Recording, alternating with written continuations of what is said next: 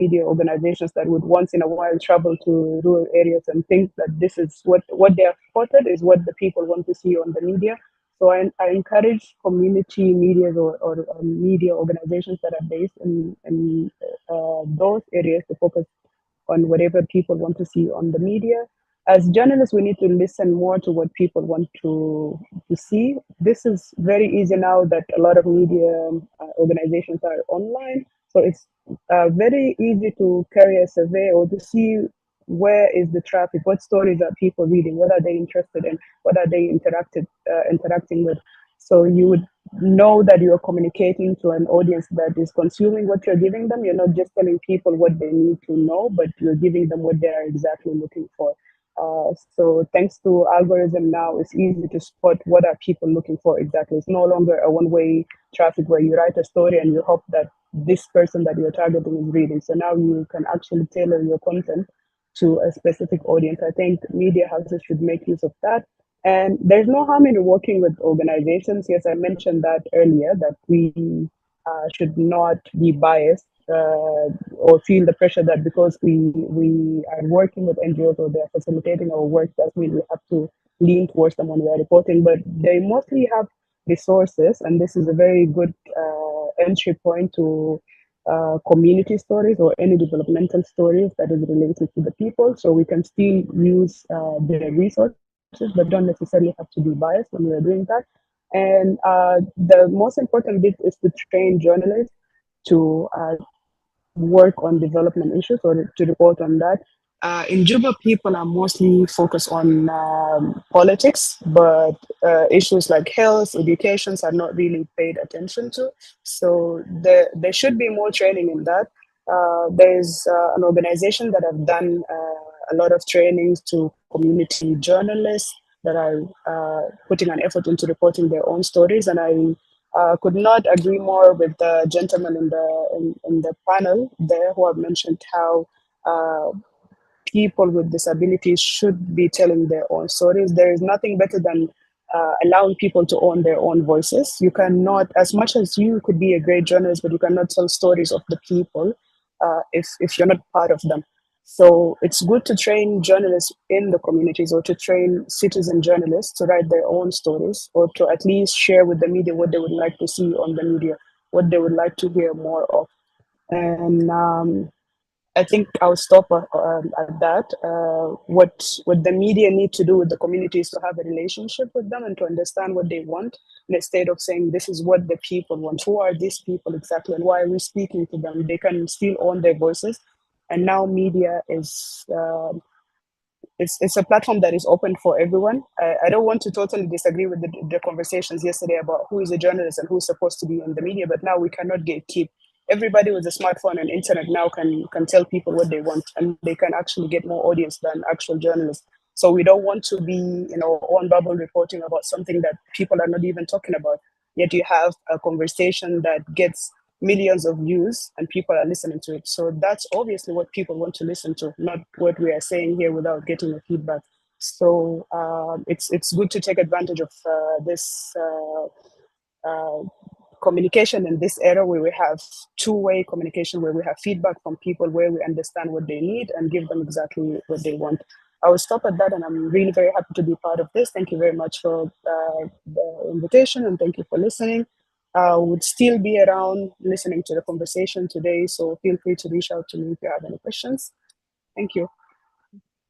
Right, thank you so much, Adeng. That's Adeng Mayik. She's coming to us from Juba. She's a journalist and a lecturer at the media school in the University of Juba.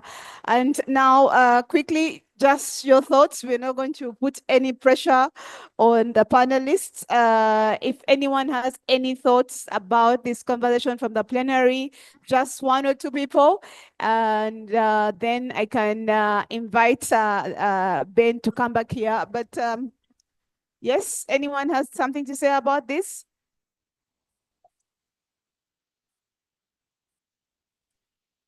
Okay. Yeah.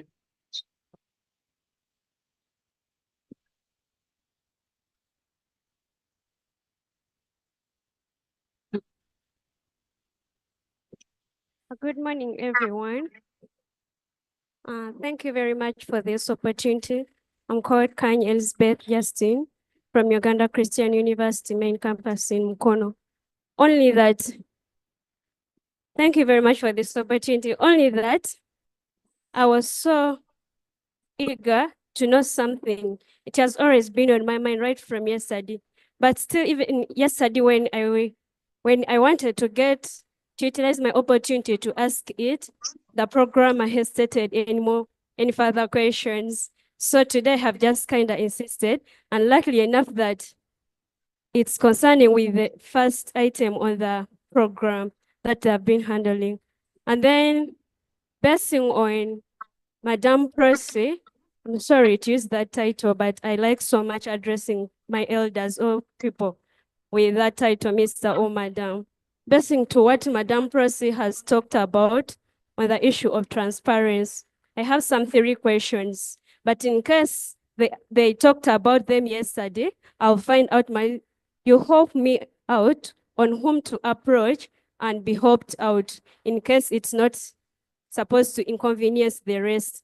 And then the others, I would like some immediate response. Thank you. One question is, what are those particular things or weaknesses that make you think you should rebuild trust in media?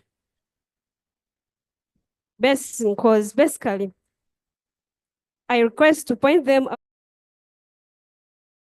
these weaknesses such that they get to know where to rebuild trust. The fact that we are talking about rebuilding trust, but there are some guilty journalists, not all. There are some guilty journalists who still proclaim to be innocent, that they don't have to rebuild any trust anywhere, yet they are caught innocent, guilty somewhere. So I would like to point out those particular weaknesses as the experienced people who are here. The fact that we have to be transparent, the fact that Madame Pressy has talked about transparency in journalism. And then the other question is, as experienced professional journalists, what do you think has greatly declined the passion of the young generation today from pursuing journalism as a career? Because the fact is that there is a decline in the young generation today on the passion towards pursuing journalism. To bet me out, if you are to go in those different universities and you try to find out on the population that is pursuing journalism, it has really declined. The fact is that not that jobs are not there, that's out. Jobs are there. Offices are there. But why is it happening that way? And the fact is that people are earning. There is no one who can sit in an office when he or she is not earning. But why is there that decline? I want you people to help us out, because me, at our university, these journalists, actually the truth, I'm a student right now. But I'm really eager to know why have most students declined passion for this thing. There is pressure somewhere in the journalism, and that's what I'm going to next. According to my analysis today, most editors are a very big challenge in most newsrooms, causing many journalists to resign from their offices, yet due to heavy pressure from the editors who seem to be not at all appreciative to the effort of the field journalists. Basing on what was here yesterday, I got to confirm that there is a lot of pressure in newsrooms from the editors to their journalists. But the fact is that, according to me, excluding everyone else, according to me, it seems it's that these editors are just claiming to be not appreciative to the journalists. The fact that there was one female journalist who was trying to resign, and she found it very difficult and challenging to trace or to find someone who can get back into her feet. The fact that they were asking, who is in the newsroom as your editor? And that's really rocking everywhere. Mostly, that's what we get to see or to listen to with the aspiring young journalists. And it's really kind of deteriorating our passion for that. We are really fearing having the inferior in us. We are developing some phobia in us that, if they are really treating our mothers and fathers this way, the other side, where are we heading next? And the fact that even these editors know the pressure in the field, but they would at least take some time, acknowledge these people's efforts before they scatter tables before them and before the public. So, all right, thank you very much. I would like the people at the panelists to help me this out to be transparent. And my base says, but why should they exaggerate authority like that? And then the next thing, isn't there any authority that is above editors that would ask them to be fair with their journalists, please? Basing on that, then journalism shall make the world a better place to live in, indeed, if that is handled as it is scheduled behind us. Thank you very much for this opportunity. Wow. Thank you so much. I second Elizabeth Justin from Eastern. I'm a proud Mugweri. I aspire to inspire before I expire. Okay, we thank you very much, Madam Elizabeth. We also aspire to inspire, and now I am going to, because she said she's willing to have people talk to her about these things, even outside this plenary, and I think it's very important. We are taking every word you've told us very seriously, and I am going to ask a few madams and sirs here, a council of elders, to speak to this young lady, and she's a voice to the next generation of journalists. She must be convinced that the future is bright for journalism. So, Madame Linda, you're willing? Yes. Madame Rosemary? Yes. Sir Maurice? Sir Maurice, yes. Any other person willing to talk to her and just present? Yes. Madame Brenda? Yes. Madame, no, Sir Edris Chigundu. And we will later on in the day come back to her and really ask how things are going and whether she has added value, she has received value from the rest of you. And of course, I'm sure all of us have experiences. She represents the next generation, and they're the majority. And if they're fearing and they're worried about holding power to account, if they're looking at the newsroom as a war zone, yeah, and they're wondering whether there's somebody who can hold the editors to account, then you must wonder what your child who is inspired to become a journalist is also thinking. Thank you very much. And so we must close. But everybody would like to say something. Okay, Ben first, then Madame Rosemary, and I've heard that there's some people who want to say something online. Could you please write it, and then we can be able to read them quickly? Yes. 1 second, Muzungu time. Yes, a quick answer to her. Why are people losing trust in journalism? I think it is because when journalism stops to serve the public interest, the public will notice and they will lose trust. One of my editors used to say, the public may not know how to write a good story, but they can tell a bad story. They can see when you have done bad journalism, and so they can lose trust. I will ask you for 5 more seconds to say 2 things which I think are very important. One, we have here people who have set up news organizations. Idris has Beg Media, Milton has TND News, Noah has Aicha News, but you notice that they're all operating within the same, they're innovating, but within the same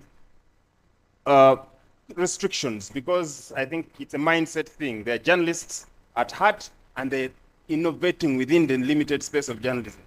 But if you look at some of the innovations that have come, like Simon's Science TV, it's a reaction to a lack that he has noticed. The same thing happened with the formation of Parliament Watch. I don't know how many of you know Parliament Watch. they were responding to a need that they identified. That is citizen journalism. Those guys are not journalists, but they set up a media organization because they noticed a need. The other thing, if you were asking, what else has happened by people who are thinking outside the box, you look at Agora Discourse, the exhibitions they have been having. Essentially, Agora Discourse, who I think only Agatha and Haggai are journalists, the rest are not. But they also have responded to a need by the public to speak out, and they have essentially turned the public on Twitter into citizen journalists who are sharing information with them. So they are thinking outside the box, and they are able to set up news organizations, which these guys, Idris and Milton and Noah, would never have thought of doing. So I think we need to expand our thinking beyond some of the restrictions that we have as journalists. And finally, I think let's not be afraid to experiment. Let's not be afraid to make mistakes. These things are a work in progress. If you set up your thing, as one of my mentors said, it's like you're building a plane while you're flying it. You start the thing, you start moving, you're likely to make mistakes, but you should have the ultimate goal of saying, can I do this and make it the best that it can be? But when you're beginning, it is not going to be the best. You'll face criticism, you'll face people who doubt what you're doing, you'll face people who are saying you're wasting your time. But if you have it in you, I think there's that sixth sense of ours which tells you that I should be able to do something in this space that will be impactful. If you follow that, you're likely to come up with some innovation that is very good, that will serve the public. There's a saying that the light bulb was not created by improving the technology of the candle.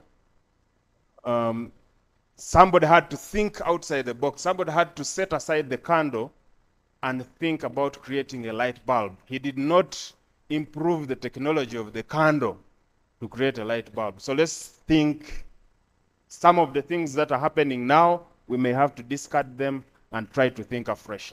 Thank you. So I think I will have just one last word. Just like we have always said that we have lost trust, people have lost trust in the media. So the issue is that rebuilding trust starts with us telling positive stories. That's why I have to reflect on the words of Chinua Achebe when he said that until the lions have their own historians, the story of the hunt will always glorify the hunter. So it means that if we are going to tell the story, we have to make sure that it comes from both a positive side and also the side of the one who is not telling the story. Because now the story is being told by the person who is hunting. So we always tell the positive story about himself, how he has succeeded. But he never tells what happens to him if the lions attack him. So in that way, if we are going to go to the public and try to tell a story, we have to make sure that we tell it in a public perspective instead of telling it in our own perspective. Because if we tell it in our own perspective, it's a different narrative. So we need to make sure that our narrative is in line with that of the public. That's how the public will gain trust in the media. Okay, thank you very much. I had said Rosemary was going to say something before we wrap it up. Have the people online been able to share what they wrote so we can actually just read through them? Welcome, Rosemary, to speak.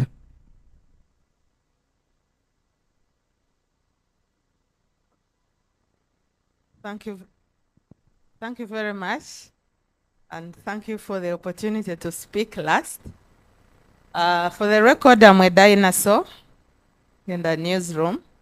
And when I was still in the newsroom, reporting on development was not selling. So it was hardly an issue. Now, but I stand here to challenge all of you, and picking it up from what Benon last said, thinking outside the box. For me, it is a specific issue about our guilt as media people in enabling society to move on very quickly from issues. In Uganda today, they say, omanyi muli bakujukiza. How is the media playing that role?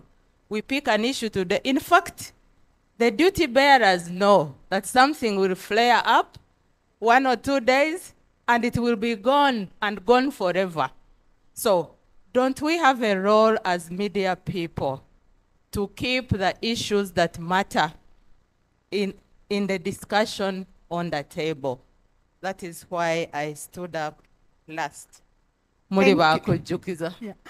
Thank you so much. Yeah, Muniva Kujukiza means we are the people who need to be always reminded, right? Yeah? And so, which is also an important thing for journalism. So I would like to thank my most eminent panel for tackling this subject. It will take a whole day, by the way. But at least we have a trigger to inspire us to go and do something. And to the ladies online, we thank you very much. And now I would like to allow you to leave and be ready for the questions that Elizabeth is going to come and ask you. And now I'm going to hand over to Ben. Ben, I would like to suggest that those who haven't picked a cup, go pick a cup in 2 seconds, and then you come and join us. If you haven't picked a cup yet. Anyone? Otherwise, we proceed. Yes. So we proceed, and if you wish to pick a cup, you can pick it, but then we will proceed from here. Thank you. Let's give Jan a big hand clap. And so again, what we'll do, yes, we can do that in turns. You don't, one at a time. If you have to go and pick a cup, please do that. Where's Elizabeth? Madam, you're not a journalist. You are a politician and an activist. I think journalism is probably just a pit stop on your way to other things. So I'm prophesying in your life, don't be mistaken. The way you talk, you are... Yeah.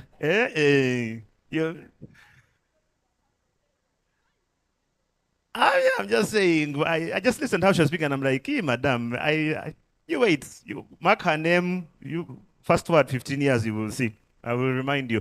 Let's get into our next panel.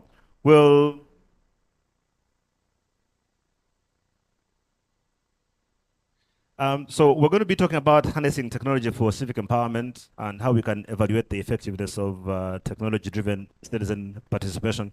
And I'm going to ask Ziada Seunkundo. I hope I've got it right, almost. No?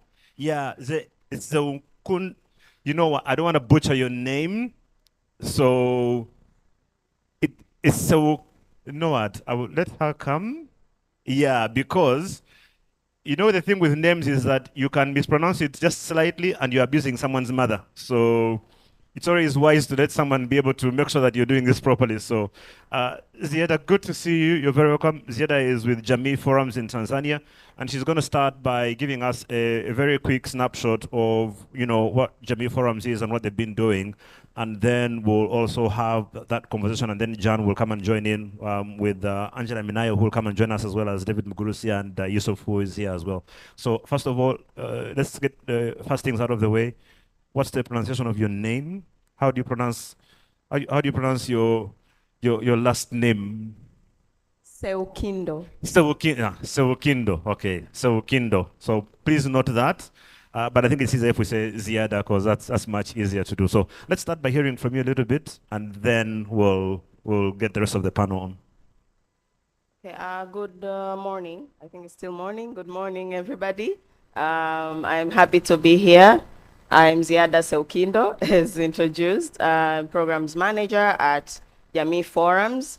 Jami Forums has a very long history.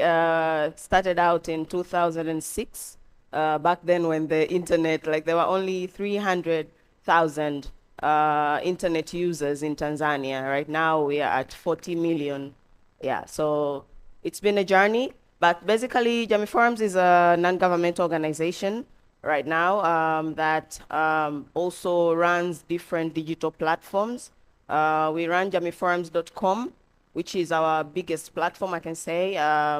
And it is a discussion forum, basically. So it's where citizens will come, start their own discussions on different issues. We have smaller platforms, like 38 smaller platforms. So it ranges from politics, sports, and everything else. They start their own discussions, they do their own commenting and everything, and what we do is content moderation. We also have Jami Check, which is a fact-checking portal where citizens will bring in information that they want fact-checked, and then our team of internal fact-checkers will work on it. And we also let other citizens take part in the fact-checking process.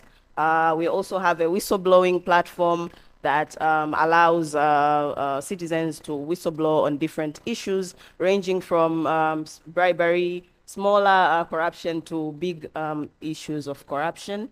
And we have so many platforms, little platforms for different, but our basis is that we want to have an informed citizenry. So we let citizens inform each other on different issues. Well, it sounds absolutely incredible. So I have a bunch of questions for you, which I think I will put to you after I bring in Angela Minayo, who is Programs Officer, Digital Rights and Policy 19 Eastern Africa. This is Article 19 East Africa. Please welcome Angela to the Media Week this year, as well as David Mugurusi, who is with Taweza East Africa. David is here. Please do give David a big hand clap as he comes. Is Angela online? Angela, are you online? Can you confirm by saying hi so we can take note of your presence?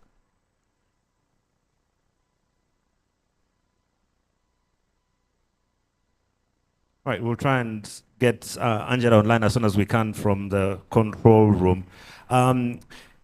David, so again, Taweza, we know the name well. We have a bit of an idea of what you've been doing. If we could kindly also start by you just giving a quick snapshot of what it is exactly that you do, and then we can have a very brief conversation about harnessing technology and what you've been doing with that.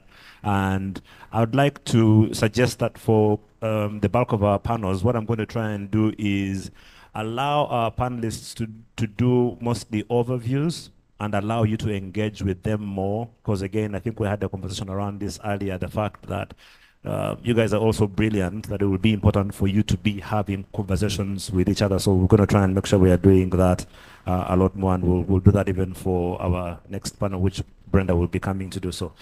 David, tell us a little bit about Taweza, what it is that you're doing, especially in the space of technology, online and offline, what you've been doing there. Specifically offline. Specifically offline. Thank you so much. So David Mugrus is my name. Good morning, everyone. And I work for Taweza East Africa as a senior program officer, supporting specifically one of our strands of work called participatory action research. Can I kindly ask that you pull the microphone a little closer to yourself? Yeah. So. Thank you so much. So much better. Yeah, thanks. So Taweza is a regional non-government organization working in Uganda, Kenya, and Tanzania, but founded in Tanzania, and it expanded to Kenya and Uganda.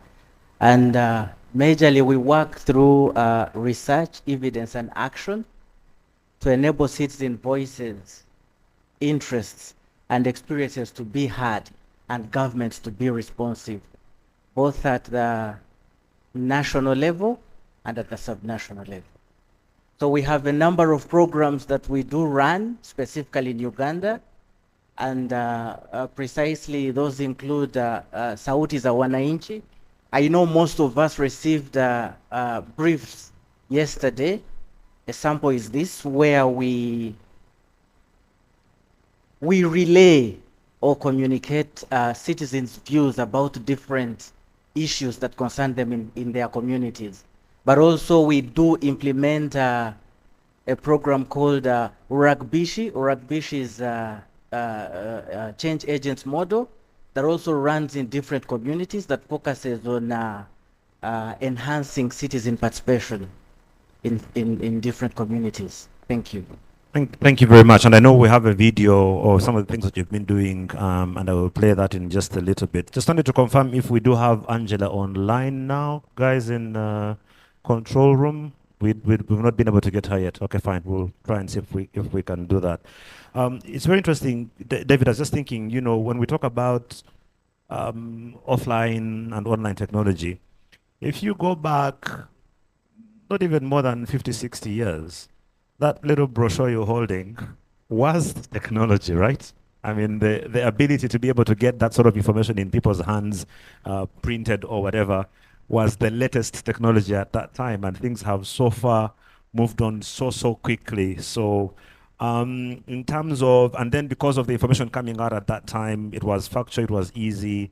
Things have then moved on so quickly nowadays that information comes out at such a fast pace that being able to fact check it becomes a bit of a challenge. And I know, Ziada, that you guys have been doing something with, I think it's called Jami Check, if I'm not mistaken. If you can tell us a bit about what that does in the fact checking process and how you've been using that to help, you know, authenticate information. And then we'll play the video from Twaweza, and then we'll have a conversation together. So tell us a bit about Jami Check and what that does. Don't forget to turn on your mic. Yes, so Jami Check is a platform. It is embedded on jamiforums.com. What it does is that, and maybe I tell briefly on why Jami Check. So we did a research in Tanzania mainland and Zanzibar, and what came up in most of the responses was that people said they use Jami Forums as to fact check information, that they believe that everything they saw on Jami Forums was factual. So for us, that was like an awakening, because Jami Forums is citizen-generated content, a citizen-generated content platform. So you can't believe that everything there is factual. So we thought to add a component of fact-checking on there to make sure that if they see something and somehow it raises an alarm, instead of them saying that, okay, I somehow maybe doubt this information, but then it is on Jami Forums and it is factual, they have somewhere they can submit it to and get facts. So that is the reason behind Jami Check. So how Jami Check works is that you go and you enter a submission. So you put on the source. For example, I saw this on X, I saw this on Facebook. You can even say, I heard this from my neighbor. Yeah, and then after that, our team picks it up.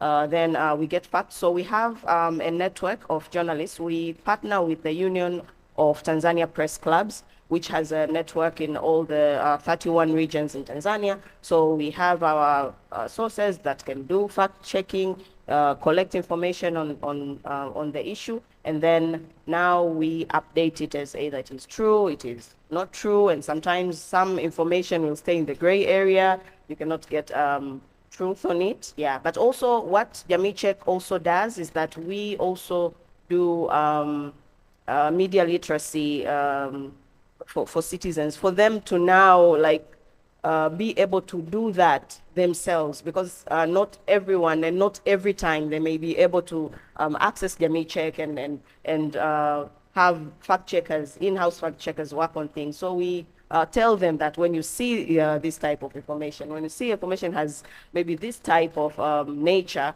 then you can maybe go to this website. Maybe you find a photo, you can go to this website and get truth on that. But also we know now with the with AI and everything, issues of disinformation, there is issue of deep fakes and all that.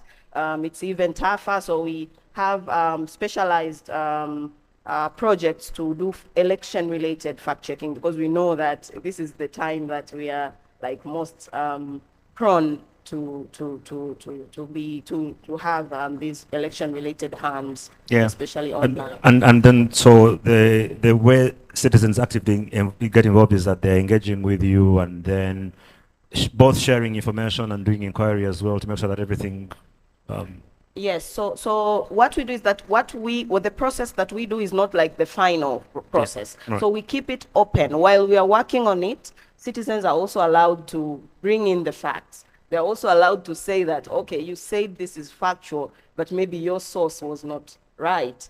The truth is this, and I have this evidence. So we let citizens lead the process. While we also do our part, they're also able to contribute to the process. Yes, that's incredible. We just launched a campaign the other week called Dismiss, where we're trying to do something about fake news here as well. So I'm just listening to you and I'm thinking there's so much stuff to learn from you. I need to set up a meeting with you and my people to have a good conversation about this in a very, very big way. Again, so one last question for you before we go to the video then would be, sounds incredible, sounds very good, but at the end of the day, people are going to be interested in impact and actual success stories. Are you able to share one or two examples of what you have then seen as impact from this that you can say, oh, this is what happened, that we can say as maybe our poster story that has shown the success of what we've been trying to do? I can say recently there's been increasing, I can say, disinformation, especially related to elections, that there's been lots of fabricated stories on especially the opposition. Like, for example, just 2 weeks ago, we have local government elections in Tanzania, and there was a story circulating that was saying that the leader of the opposition party, I can say the strongest opposition party, Chadema, had said that they are now withdrawing from the elections. So we were able to counter that narrative before it even got so far. I know there are some people that sort of believe that, but we were able to do that. And having Jami Forums, because via Jami Forums we reach 3 million people daily, so we were able to also amplify the truth to counter that narrative. So that is the most recent impact, I can say. And that sounds absolutely incredible.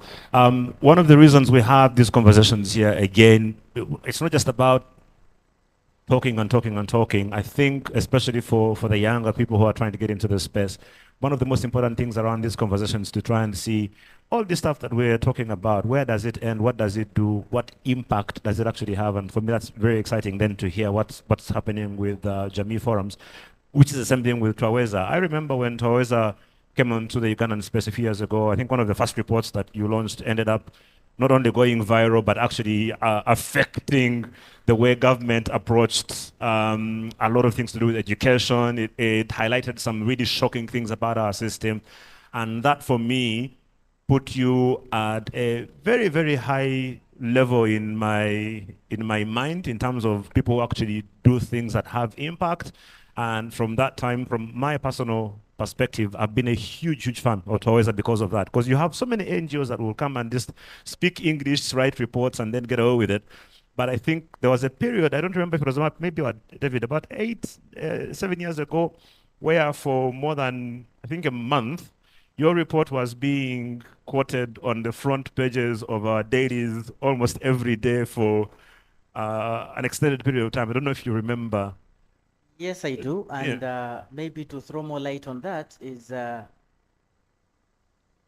specific program you're referring to was called Uwezo. Uwezo, yes. Yes, and Uwezo used to be a program in Twaweza, but eventually it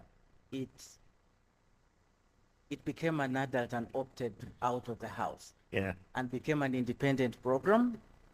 Which is what you want, became an right? Independent organization that is registered nationally and running its own programs across the country. Wow. So Uwezo is no longer part of Twaweza. Yeah. Twaweza specifically now handles governance-related work. Yeah.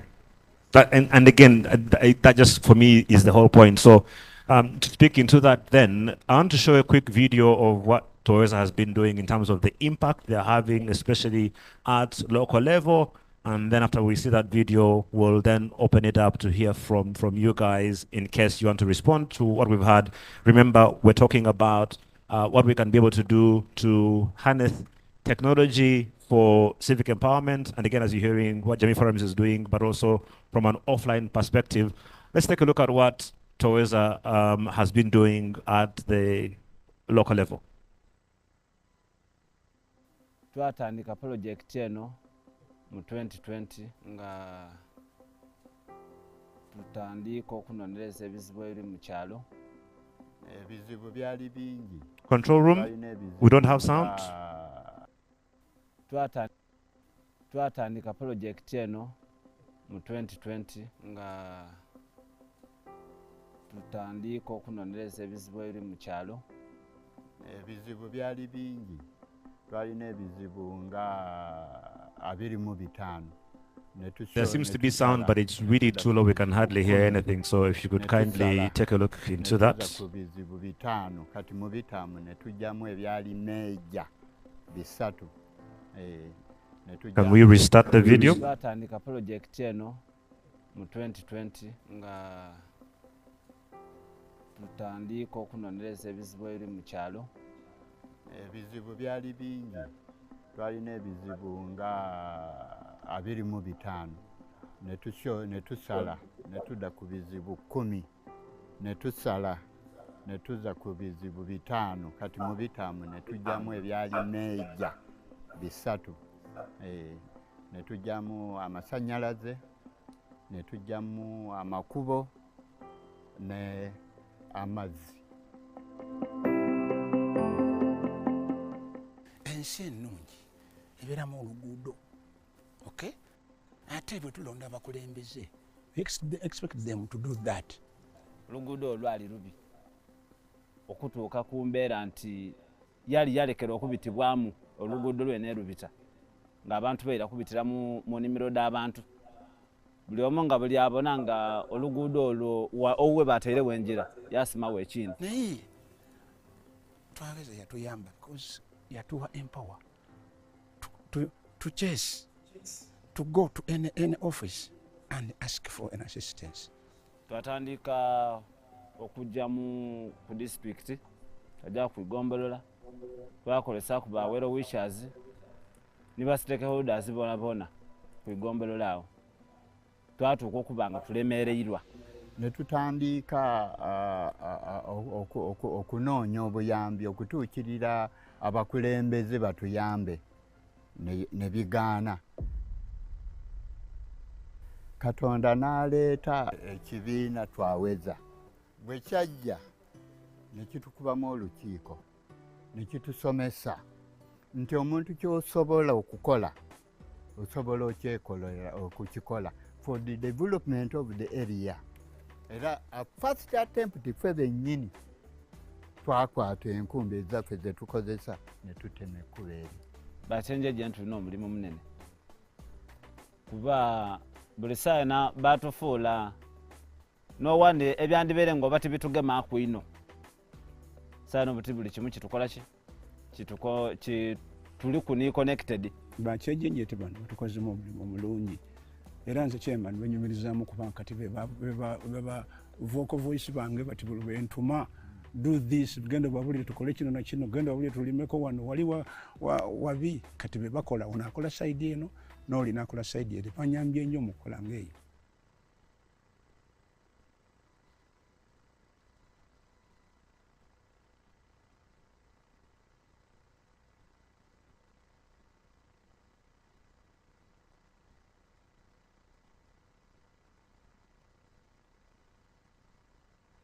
Something that really piqued my interest. He said that many people usually focus a lot on MPs and forget that the LC1 chairman and the LC3 chairman is probably a lot more important for you than the MP, because ideally your MP is supposed to be discussing national issues, not fixing your water supply in the village.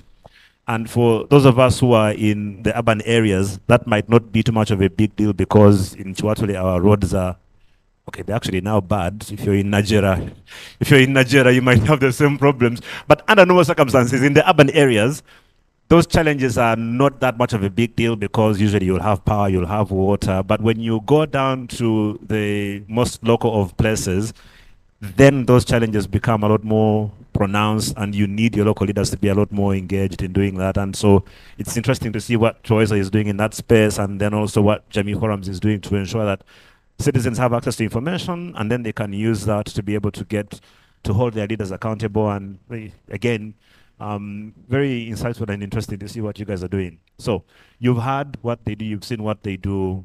Do you want to add to that, make suggestions to what you think they can be able to do better? Although it looks like they're doing a really great job.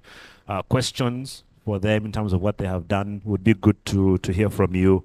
And then we'll go on to the future of work. So if there's anything to add, would love to hear from you. Please do share. Again, the idea behind the sessions and the way we try to structure them for today is to have a lot more interaction with you. So we have overviews from our panel, and then you guys are able to speak into what they are doing or ask any questions or supplement and document what you're hearing. So if there's any feedback or thoughts, I'd like to take some of that. Yeah, go ahead. Before they speak, can I say something? Yeah, of course. So I wanted to talk about this story and to highlight the following. First is what you've seen is actually participatory action research. I earlier mentioned this. The concept of research has moved from academia to communities now.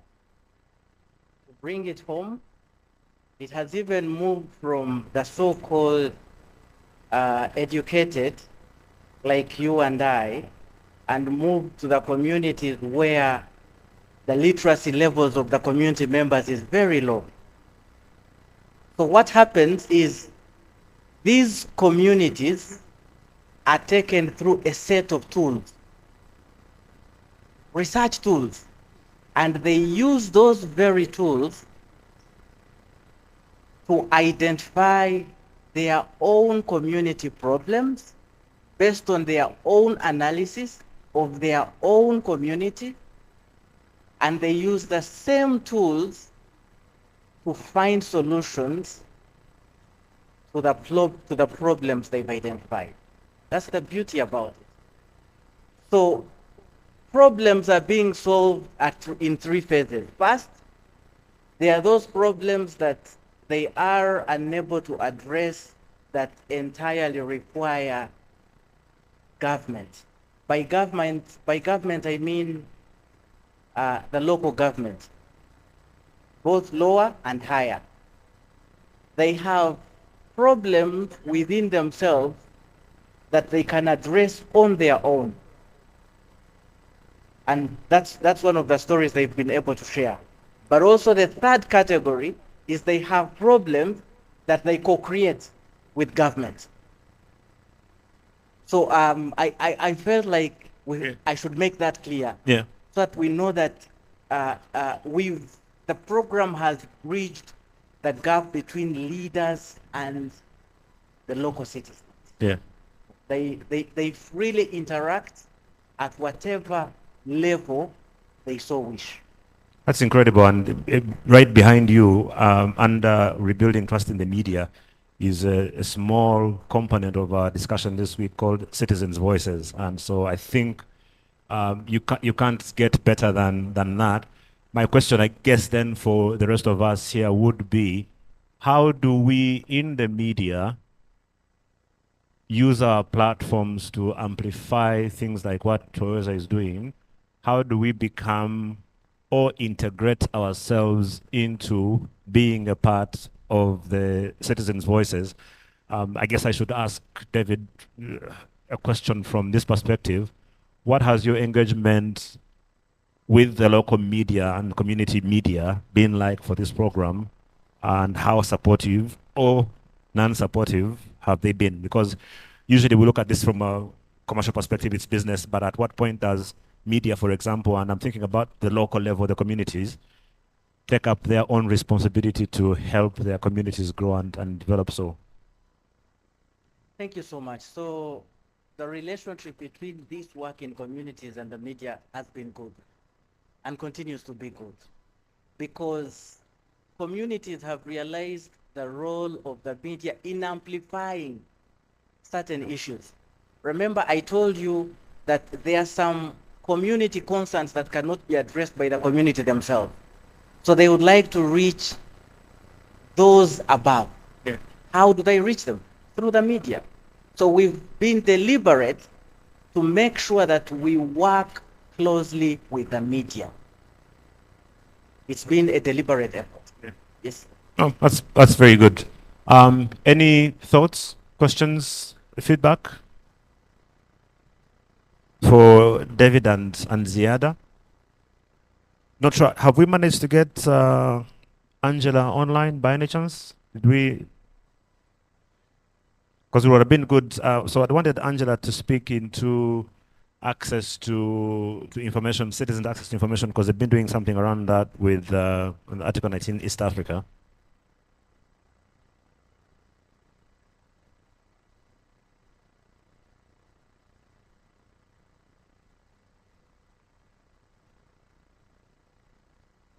So I'm told Angela has not been able to join us, but I think we have a video. So if we have that video for Article 19 East Africa, let's kindly play it, and then we'll hear from you guys. How can you as journalists collaborate with Jami Forums and Twaweza? It will be good to hear from you, at least one or two people, and then we'll wrap up the session. So if we have that video, let's please play it for Article 19. We are waiting. Okay, so we'll try and see if we can get that video, if we can. So in the meantime, how do you think as journalists, as media, we can be able to collaborate with Twaweza and with Jami Forums to be able to, again, amplify what they're doing in the communities in terms of getting citizen participation and amplifying citizen voices to help their communities? Any thoughts? So Ben, yeah. Jane, allow me come in. No, this is your panel. You're my boss. So. Thank you so much. So I would like to talk about access to information, and that's part of the work that we support, or a strand of work that we support as an organization. And we co-created a product, the Access to Information Guide, for civil servants. I don't know how many of us have had access to this. I think we forgot, we would have delivered a few copies, but we created a product that we are using. Ministry of ICT and National Guidance, AFIC, that is Africa Freedom of Information Center, and Twaweza, to be able to enlighten people on the importance of accessing information. Yeah. And how valuable it is. It was in part of our discussions previous, in the discussions before we came in. And we have tried to incorporate this even in the work that we run.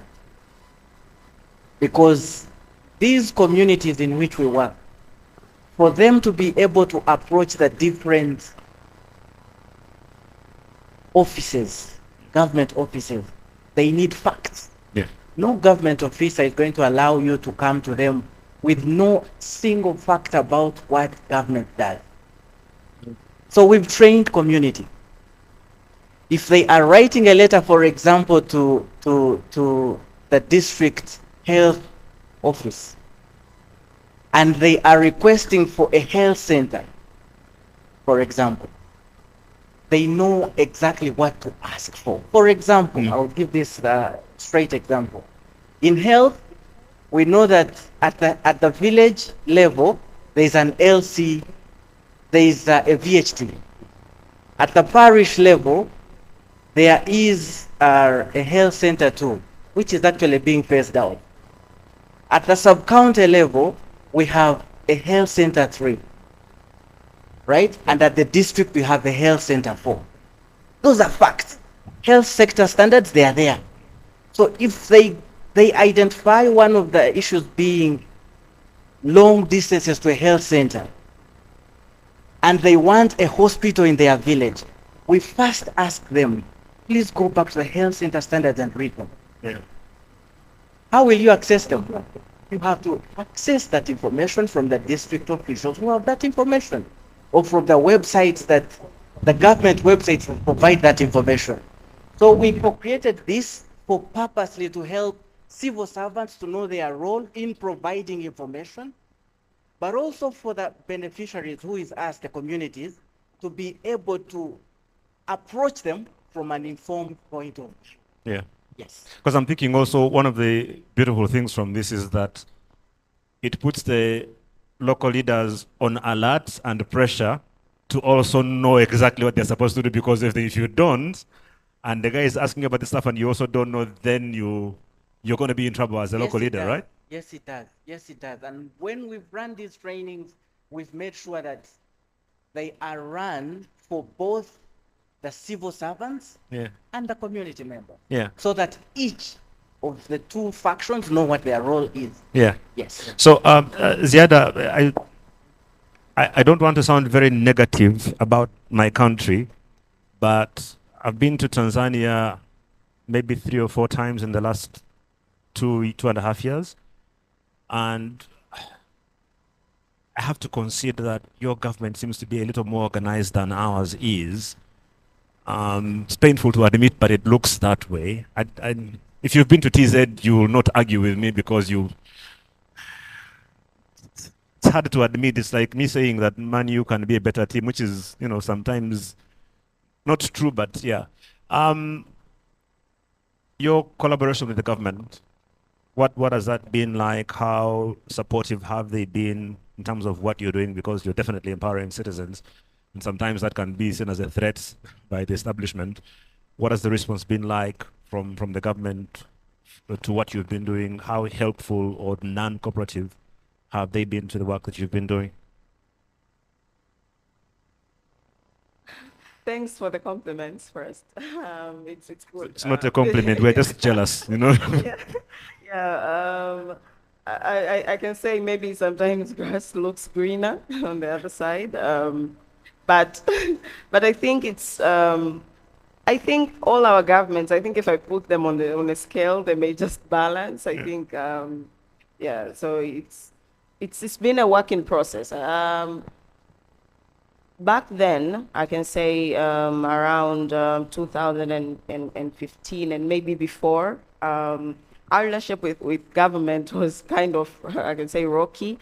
We were in court since 2016 to 2020 on issues of data protection. Like, they wanted to know, like, who is this person who wrote about this? Who is this person who unveiled this kind of information? So it was sort of rocky. But then we found a way to engage government in a way that, okay, when people come and talk about issues, when people come and talk about corruption, for example, and unveil these things, instead of you wanting to know who this person is, you can work on the information. You can respond to the government. So what we have done is we have found champions on the government side, people who have responded to citizens and have gotten positive results. So when you convert one person and them respond to citizens and they see positive results, they share that testimonial to another organization, to another leader, and now you start getting more people from the government who support what we do. So for now, we have a few champions. We support them in terms of giving them skills to engage on digital platforms better and to acknowledge online citizens. Because back then there was this narrative of like, these are the online people, acting like the online people are not the offline citizens. Like the online people come from some other place. Heaven, they are somewhere in the now cloud, we see right? Increasingly government responding to online citizens. So now they acknowledge that people online are citizens of Tanzania and they have opinions that matter. Yeah. All right. Thank you very much. Okay, so I'll come to you. I know I need Yusuf to come and say something. And right, do we have a mic? I know Maurice Muchibi is here with us from BBS. You actually already have a mic. If you could kind of also share from your perspective what you've been doing with citizen engagement. And when you're done, you can hand over the microphone to the beautiful lady in front of you. And then we'll come across to over here, and then we'll finish with Yusuf. Okay, thanks, Ben.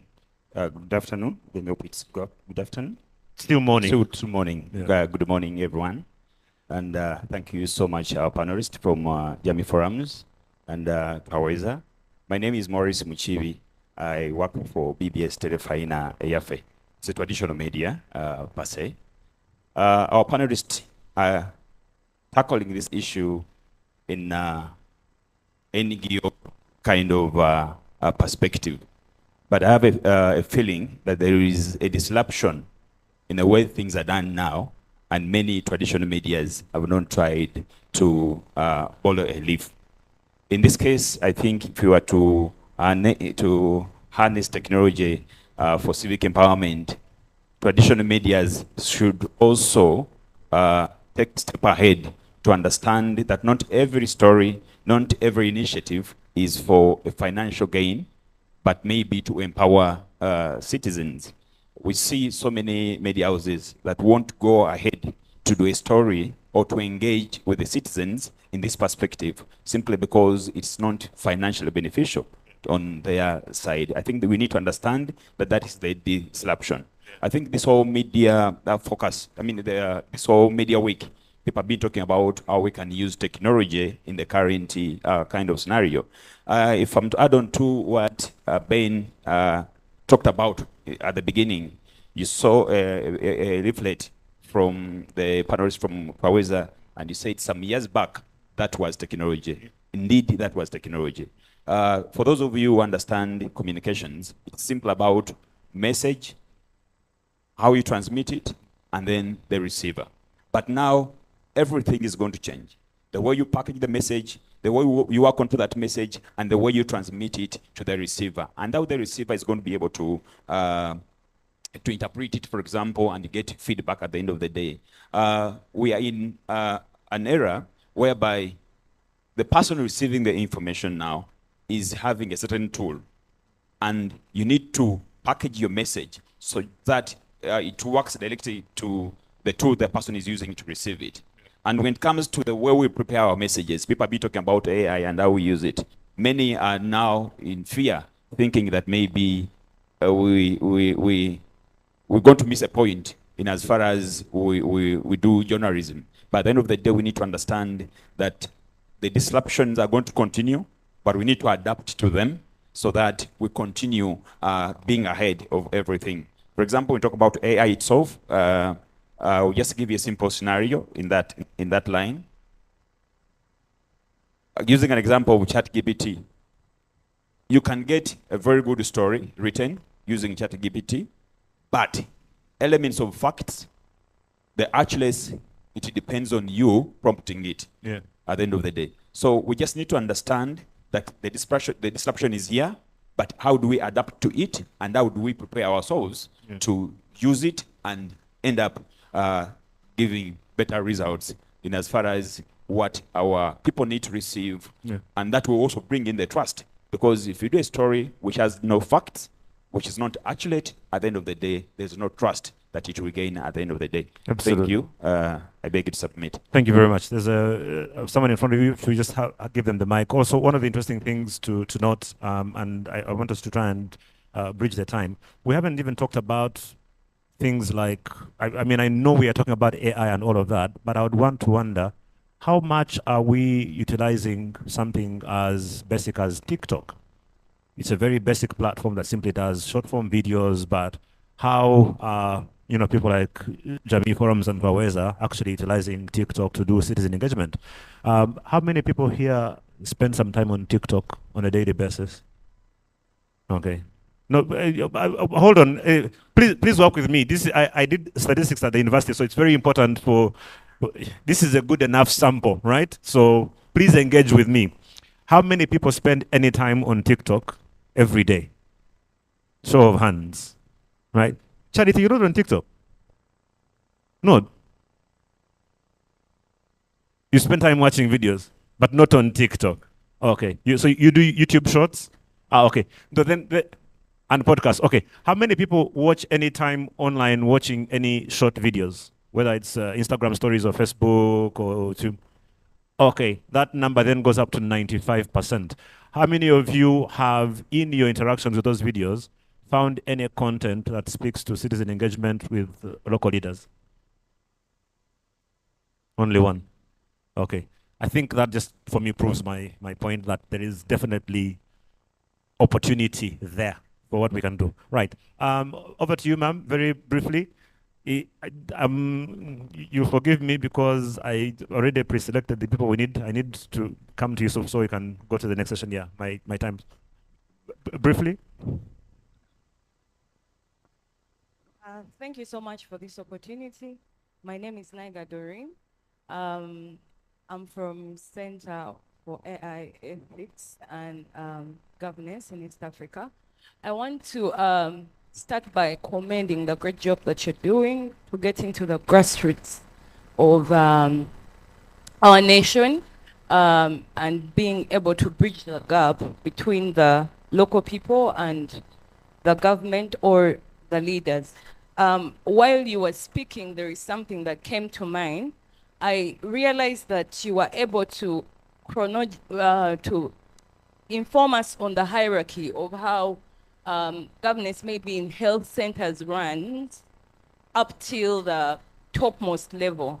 Now, for me, I thought in the sense that media is also a necessity to people, just like health is and water and the rest of it. You talked about something like addressing, teaching the people at the grassroots level on communicating their needs to the people that are supposed to cater for these needs.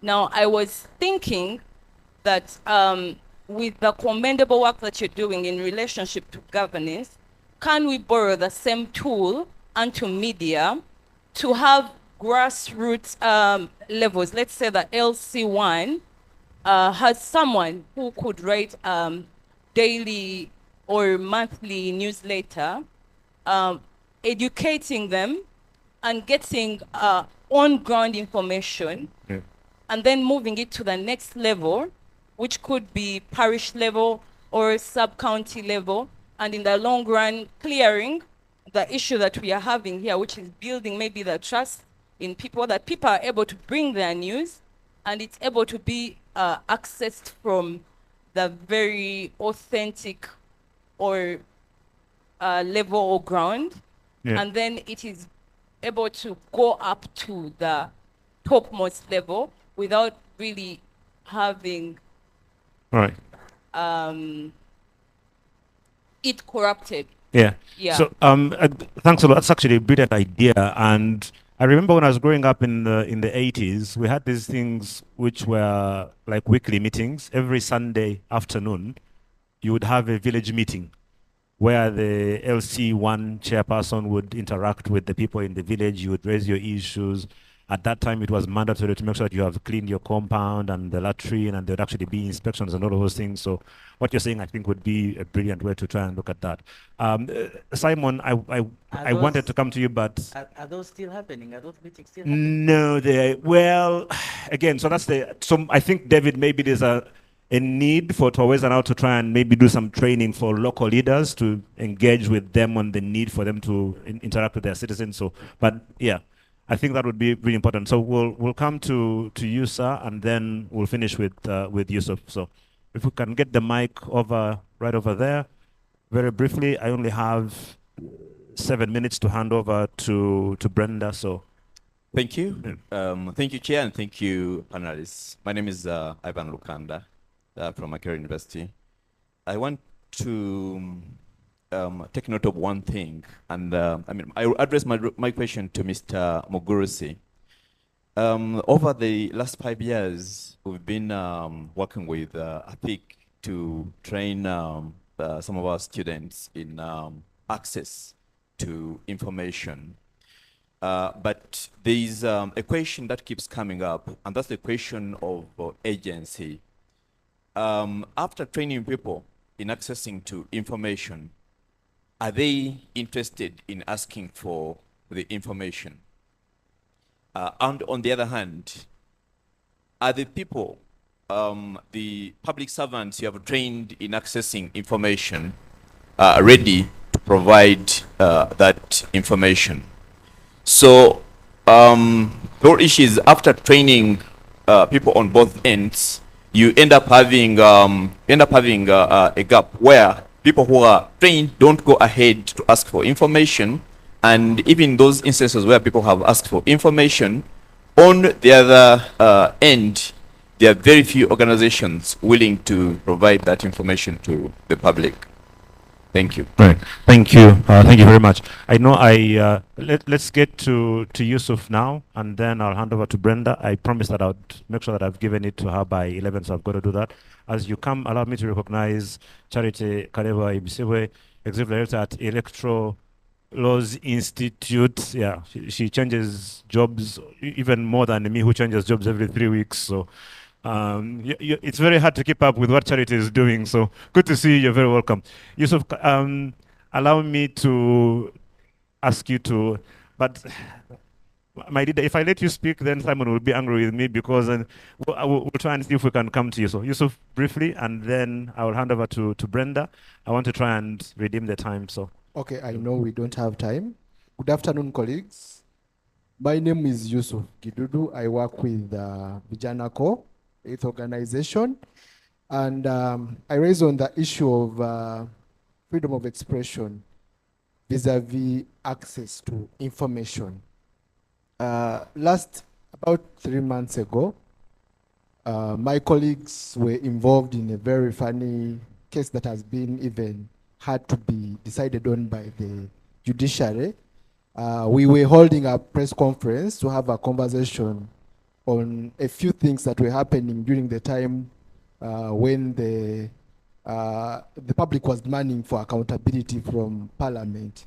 So my colleagues were arrested, and since then we have not had peace as an organization. We are working in a very funny way, which is making us feel there is lack of freedom to expression. I want to also give a point of thanks to the two organizations in front of us, for they have contributed greatly in terms of seeking alternative media engagement.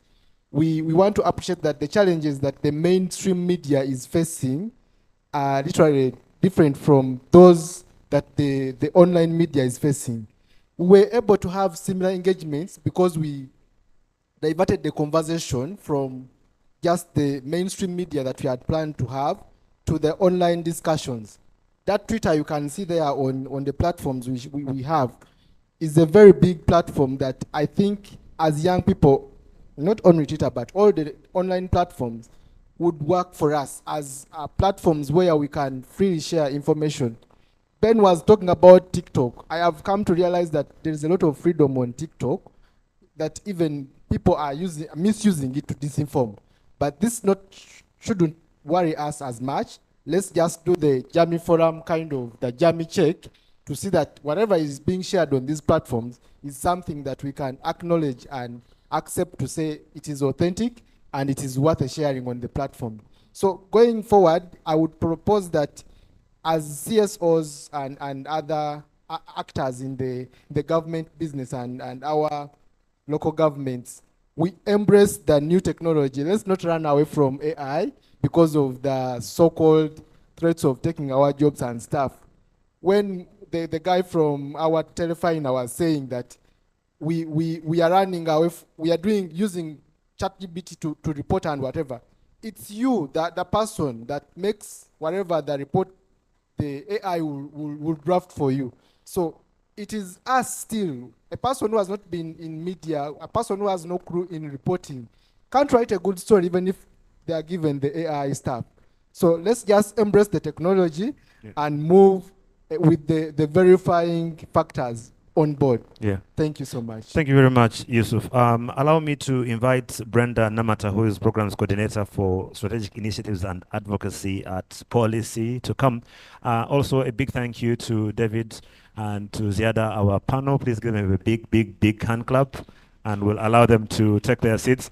Again, as we keep saying, the idea here is to just jumpstart conversation so you can continue engaging with them during the breaks. Also, a reminder for you to, the stuff that you're hearing, please put it on your X platforms, share on your Twitter handle, your X handles rather. It will generate some debates along the way. So a big thank you to our panel. And as I hand over to Brenda, that video from Article 19 is ready. So I'm going to play that now and then. Ben? Yes. Oh, David. I request to share one thing. Yes. A call to action. Requesting, we've played one story among the so many that we have. I would like to call on the journalists present here and those who are away but close to those that are present here to join us in telling the stories in those communities. Yeah. There are very good stories out there. Agreed. Yes. And one of the things that you can do is just go to the Taweza page, because they share this video on their pages, and just repost them. They will make a big difference. So let's do the video from Article 19, and when it's done, the next voice you will hear will be that of Brenda Namata, who will come and take on the discussion on the future of work using data as a driver for improved environment, especially for women in media. She has a powerful panel lined up for you after the video.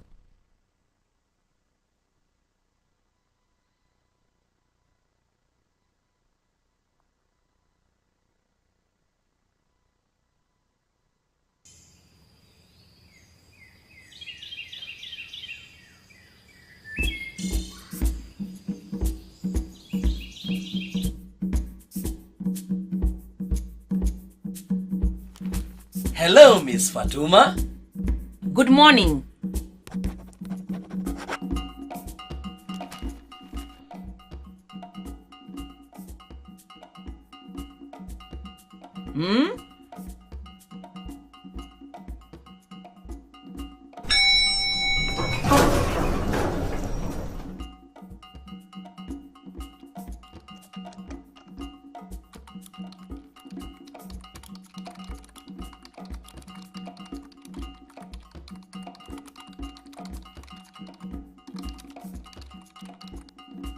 Hello, mother.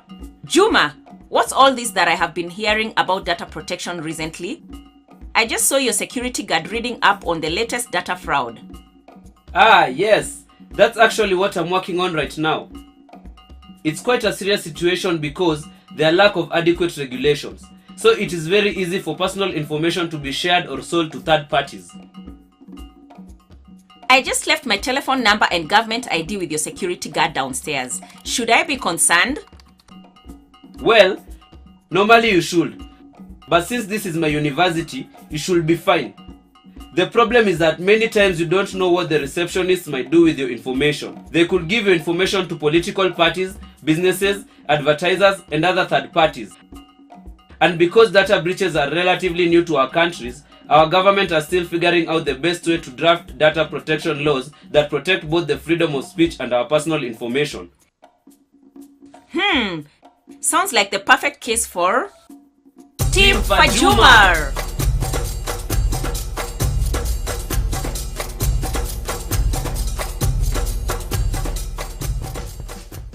So we need to figure out the perfect recipe for a data protection policy. I can handle the chemicals and technology, ma'am, but I need your legal expertise. Yes, you do. Okay, we need to include 7 very important principles into this law. First, we need to ensure that personal data is processed in a clear and transparent way so that people know how their data will be collected and used. Second, there needs to be a specific purpose for personal data to be collected and processed. Third, the data that processors collect should be the absolute minimum amount of information that they need for their purpose. For example, the security guard downstairs should not need my birth certificate. Fourth, The right data protection policy will make sure that its citizens' personal data is accurate and up to date. We should have the right to erase, change, and correct our own information. Fifth, personal data should not be kept for longer than necessary. Sixth, data should be processed only with top-notch security, including protection against unauthorized or unlawful processing and against accidental loss, destruction, or damage. And last but not least, our data should not be transferred to another third party unless that third party also ensures a high level of data protection. Did you get all that? Yep, it's starting to smell like democracy. And now we add in the list of user rights. Users should have the right to access their own information from data processors and controllers. They have the right to refuse the processing of their personal information, the right to request the deletion of all their personal data when they leave a service or application, the right to modify inaccurate information about themselves, the right to understandable information about how their data is collected and processed, the right to an explanation of the purpose behind any data processing, and the right to move their personal data from one platform or service to another platform or service.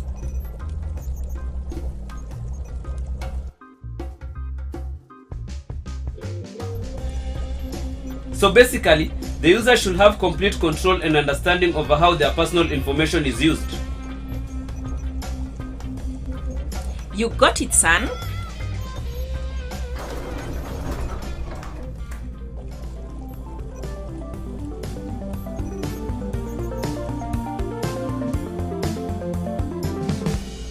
Let's go create some change.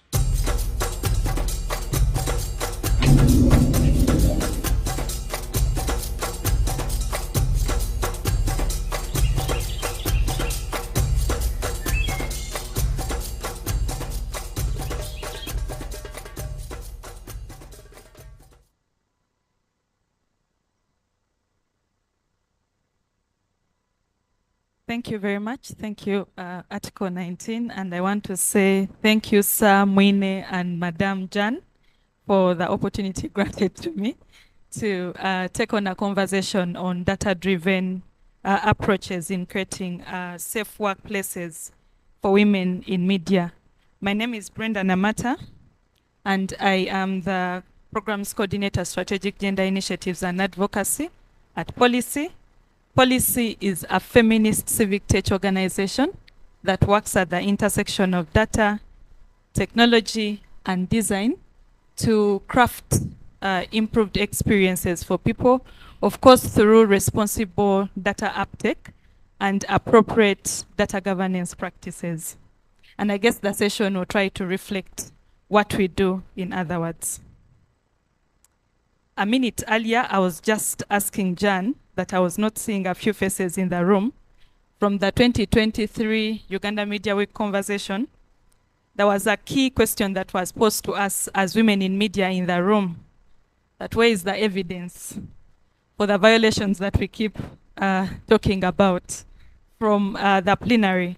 And so today we bring the evidence to discuss the challenges that women face in the digital sphere, but also the physical spaces. At Policy, we recognize that work, its means, workers, and workplaces are increasingly evolving in the face of AI, other emerging technologies, and the wider digital sphere. Whereas this would be an opportunity, like the earlier discussions happened yesterday and today, we also highlight that there are challenges, key challenges that are arising out of the digital sphere and work being present there and workers being expected. And to that note, it is women facing the higher note of violations within the digital realm. In response to that, Policy is undertaking a project that we call the Future of Work, where we are targeting to build digital resiliency of women within workplaces. And within this, we aim at creating a critical mass of African women who are able to promote a feminist internet. And this is through media engagement like the Uganda Media Week 2024 that we are proudly in partnership with. I guess we see our logo lighting high above. And then also shaping policy and legal frameworks to see that we create a legal framework that protects but also promotes an inclusive participation of all journalists without discrimination in the physical and the digital realm as well. You may wonder the terminology feminism and its contextualization to the conversation.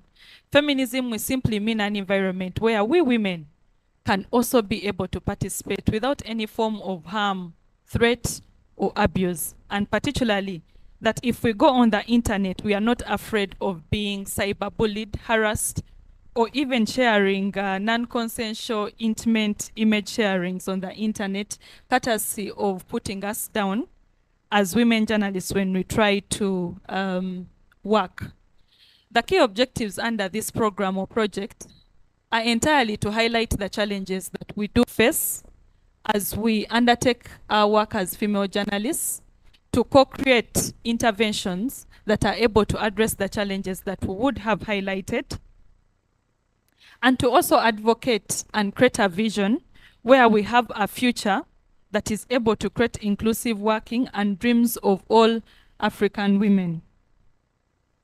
Under this program particularly, we are engaging with women in media, but also we believe that the media is a reflection of society and therefore influences better experiences of other sectors and also all people in society. Therefore, at a secondary level, we engage with women human rights defenders as well, women in politics, digital creatives, what we recently know as the digital economy or gig economy, where you can be able to earn off the internet or digital spaces. We deal with content creators, creatives, artists within that, and technologists as well. Beyond the Future of Work project, that is the highlight of this conversation, we have other programs that we also engage the different actors on. And we do this through the feminist principles. We collaboratively engage. Therefore, we work with a number of like-minded organizations like Media Focus on Africa that we are partnering with to implement this particular innovative and responsive initiative. Data-driven action, we don't speak out of the blue. We speak from an evidenced point of view. Therefore, we do a lot of research to inform the interventions that we put across. We do a lot of advocacy where we engage at different levels, especially the policy level. We try to influence the development, but also enforcement of good ICT policies in the country. And we also use a key principle on intersectionality. We recognize that we are different at different levels, and therefore we must be responding to the differences. Within this particular intervention, like I mentioned, key to that are communities of practice.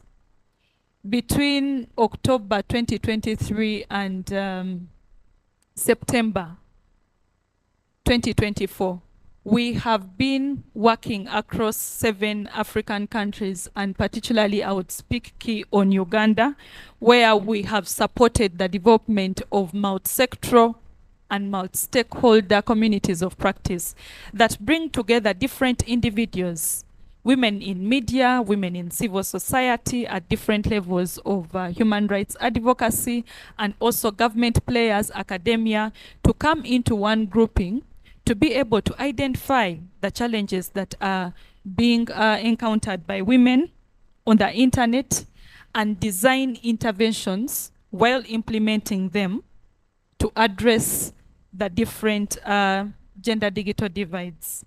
Beyond that, we also foresee celebrating and recognizing outstanding initiatives and also individuals that are promoting but also creating a safe internet for women. Like I mentioned, the Future of Work program, we are undertaking it within 7 countries, and that is Uganda, where we are partnering with Media Focus on Africa to implement the different interventions that we are putting across through the community of practice. And the other partners, Uganda Media Women's Association, and within the other countries that we have the program being implemented in is Kenya, Tanzania, Cameroon, Mozambique, the Democratic Republic of Congo, Senegal, And if I haven't missed any, those are the 7. The data-driven conversation for this session is the Afrofeminist Internet Scorecard, where policy, closely working with its local partners, now specifically in Uganda, we developed a research tool that simply focuses on identifying the unique challenges and experiences of women within these respective contexts. And I beg that the conversation is reduced to Uganda, where we use the scorecard to identify the challenges that women are facing, the progress that is being made by the different actors, that is at government, civil society, but then also the media industry itself, to see that we create the change or inclusivity for women on the internet, but then also informing the development of evidence-based approaches, such as the community of practice. We did not do it at desk.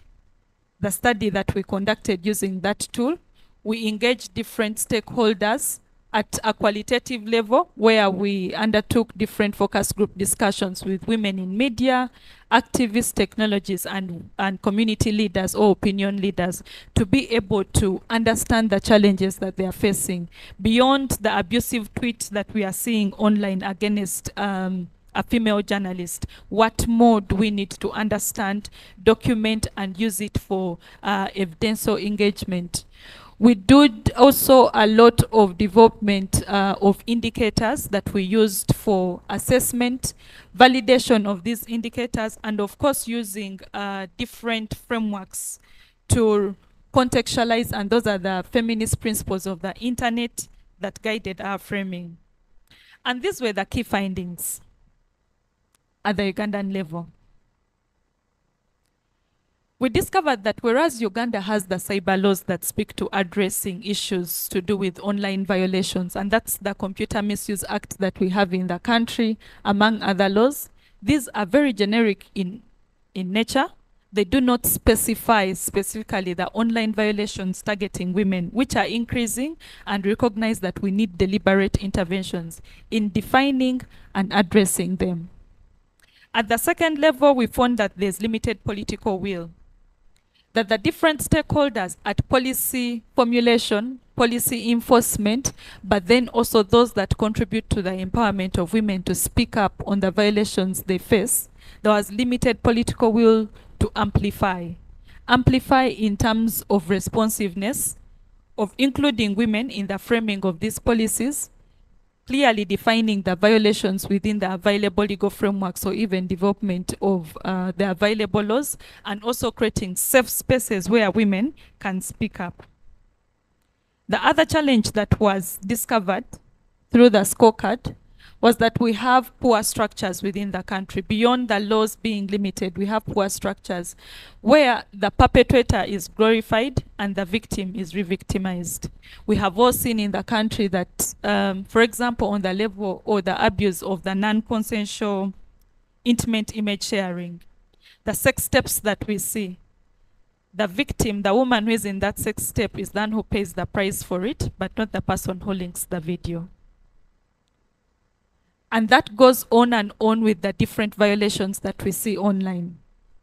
So the perpetrators largely go scot-free, and the victim either withdraws from being on the internet or simply censors what they put out there. There's also limited access to information due to political censorship of digital platforms. We cannot speak enough. I think as a country, we no longer have Facebook since 2021, and I don't know if the Uganda Communications Commission highlighted that yesterday. But beyond that, we have so many individuals, especially within the media, who cannot say much on the internet or access so much because of political censorship. There's increasing digital exclusion of persons with disability, especially women with disability. That in the face of AI, as we have had the conversations carrying on, where are women with disability and how are they benefiting out of this? Issues of internet affordability, accessibility, and usability. Because of the socioeconomic limitations on women, we do recognize that there's a struggle, especially with the gender economic disparities in newsrooms. Affordability to buy internet for a female journalist every day in the newsroom is a bit debatable. At the second level, affording a smartphone is another conversation. At the third level, the skill to use this smartphone or even to exploit the internet that they have to make meaningful engagements online is another debate. We give a bit of a snapshot of how the scorecard looks like. There's a link within the presentation that I would request to be shared, and also access it on our policy website, where we just give a scoring, and the score that we have is from 1 to 5, where 1 represents missing, the 2 represents inadequacy, the 3 represents need of improvement, 4 representing that we meet minimum standards, and the 5 meaning that we actualize. And at the different levels or different indicators that are about 10, you'd get to interact further with the findings of the scorecard. Allow me get into the recommendations that lead us to the panel discussion of this session then. We do recommend at different levels within your different capacities that there's need of enhancing digital literacy and skilling among journalists, especially women in media. We have the smartphones, ladies and gentlemen, but we are challenged on how to protect ourselves at different levels when we encounter challenges or violations. And secondly, also how to exploit it to be able to add value to the media practice or within the newsroom. Strengthening policy advocacy. There's a challenge in inclusion, but also engagement at policy level, and also facilitating cross-sectoral collaboration and knowledge sharing. A conversation has to be amplified and drummed up that we can no longer work in silos. We need to join efforts together in order to actualize social change. Strengthening of media partnerships, it cannot be said enough. And lastly, community building. We believe that through these recommendations and also this evidence being presented to the challenges that women face within the digital landscape in Uganda, we can be able to create a safe and inclusive internet where women are able to contribute to as female journalists or within the different work capacities. Ladies and gentlemen, join me to usher in our panel that is going to be then contextualizing and telling us if this is evidence enough and what it can be able to do as far as creating safe workplaces for women in media. Allow me invite Jana Juang. Madam Jana Juang, we want to thank you that for the last 7 years you've been able to create a platform where we engage and we are able to speak as women in media to point out the challenges that we face. Jana Juang is the programs director and team lead at Media Focus on Africa, but also our partner within the Future of Work project and the coordinator of the multi-sectoral community of practice in Uganda. We can't be selfish enough, please. Join me to welcome Mulungi Faith. She is a journalist, an outstanding female journalist and presenter with Radio City. How do we have these conversations without having defense in the room? Noeli Nasuna, the communications executive with Defenders Protection Initiative. I therefore inform you that women in the room, you can speak anything for anything as long as it creates a future of work because we have Defenders Protection Initiative in the room. We draw our conversation then on data-driven drivers for creating a safe space for the internet. And I would love to start this conversation with Faith Murungi. For everything that we have spoken and the evidence that we present, what is it that you would want to see different as a female journalist who contributes both to the digital and the physical workplace? Thank you so much. Good afternoon, everybody. Thank you for making time. A lot has been said in the presentation that got me wondering, what more can I add? But as someone that has been in this space from 2015, both as a journalist, written, and then later on radio, there is so many things I wish I could highlight, and so I hope that the few that I remember that I'll do it justice, especially for the other women that are in this field. First and foremost, I would love to see a change in stereotyping. As women in this field, when we have to fight, we practically have walked into a locker room. The media for the longest time has been very male dominated, and if you would allow me, the Daily Monitor has run quite a number of stories on this, and of course, and there is a time when they ran an article that was July this year, and they were saying that when you look at the number of female journalists vis-a-vis their fellow colleagues, the numbers are staggering. But not only is that a thing, when you enter these newsrooms, there are certain topics that are reserved just for the guys. When you walk into, let's say you are on a breakfast show or a show that requires a woman on, you're boxed into just a woman's perspective. And God forbid this woman's perspective be outside of what a woman is expected to say. And so stereotyping also goes into the stories that we are allocated, especially in the field. There's what they call soft news, where when it comes to stories, women are going to be, you're given lifestyle, you're given stories that continue to perpetuate stereotypes that we belong somewhere, you know, either beauty, fashion, and I'm not saying those are bad things, but it's very stereotypical that when a story is so good, people have to first ask, hey, omukazi yagikoze. So stereotyping is one of the things that I wish I could see change, because this gets to, it cripples how much we can cover, both in the newsroom, as entertainers, as radio hosts, because you get to hear, if you listen to radio or watch TV, women are told, what is the woman's perspective? So you come on board not as Faith Mulungi, but as an entire representative of women, and yet we know that women are not homogeneous. The other thing that I would love for us to see change or be done differently is the issue that, again, the Daily Monitor covered, where they said that female journalists are 4 times more likely to be harassed online compared to their male counterparts.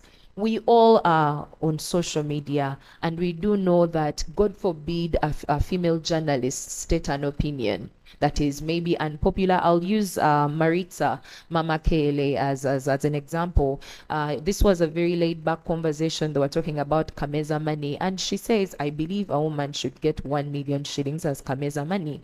Hell, brimstone, everything was rained down on her, and that's just not even, that's just a quarter of it. So when you look at the harassment that women face online, the backlash, should someone not be able to meet you on an intellectual level, you're going to get body shamed. Should you be going through a relationship breakup, then you risk image-based violence. And this makes women very scared of owning up the online space. One thing, before you know it, you're called ugly, you're called bitter, you're going to grow old with cuts. Yet when it comes to the male counterpart, someone can have a civil conversation without necessarily body shaming them. So I would love to see that change. And maybe the other thing is, 2 things I would add: the issue of harassment in the newsrooms, in the field, online, where, again, I'll refer to the Monitor. There is also, if you may, please read up about a report that ACME and Kina Mama Africa ran as far as what women in journalism face. And they were talking about the fact that 1 out of every 2 women in the newsroom has been sexually harassed. And the biggest perpetrators are the very people they are meant to report to. We are talking supervisors, we are talking co-host dynamics, and we are also talking owners of these media spaces. And yet we are talking about data. So one will ask, what does reporting sexual harassment look like? Do I, in the middle of being harassed, stop and record and say, first, wait, repeat that thing again, let me take a selfie so that I can be believed? Yeah. Then we also need to talk about the issue of payment. To date, there is still women in the newsroom that earn 5,000 shillings per report, per story. And yet we are in an industry where, as women, we suffer from ageism, over-sexualization. You need to look a certain type of way, but at 5,000 shillings per story, or you could be on the same show, you pull your weight, but your male counterparts earn way more just by being men. If you're unmarried, you're told, you don't have responsibilities. If you are married, you're going to be told, but you have a man that provides for you. This, among very many issues, are some of the things that I wish you could change. But maybe the other thing, I wish to see owners of media houses in meetings like this, because for a very long time we are talking to us that go through these things and the owners are nowhere to be found. So those very many points are some of the things that I wish Thank you, could Grace. change. And just before I let you go to then Noeline, how then can media houses use the evidence, the conversations, the data that we are driving to be able to improve the work environment for their female journalists, both within the media house itself, but then also the internet where their reporters do thrive on? Thank you so much for that. Firstly, by them being part of these conversations, because I'm not saying I'm inconsequential, but there is only so much as a radio host of a breakfast show can do to change, especially if a system is not built for these kinds of conversations. So I would love to see supervisors, program directors, program managers, station owners, regulators being in the same space to know what is actually happening on the ground. Number two, how many of us here, by show of hands, have or know of a sexual harassment policy at our workplace? How many of us? How many of these are implemented? How many of us can fully teach an intern what is included in these policies? I'm impressed. There are a number of hands compared to what I expected. When you look at the current law in Uganda, sexual harassment policy is restricted to companies that have over 20 employees. Yet we all know that not many media houses employ 20 people.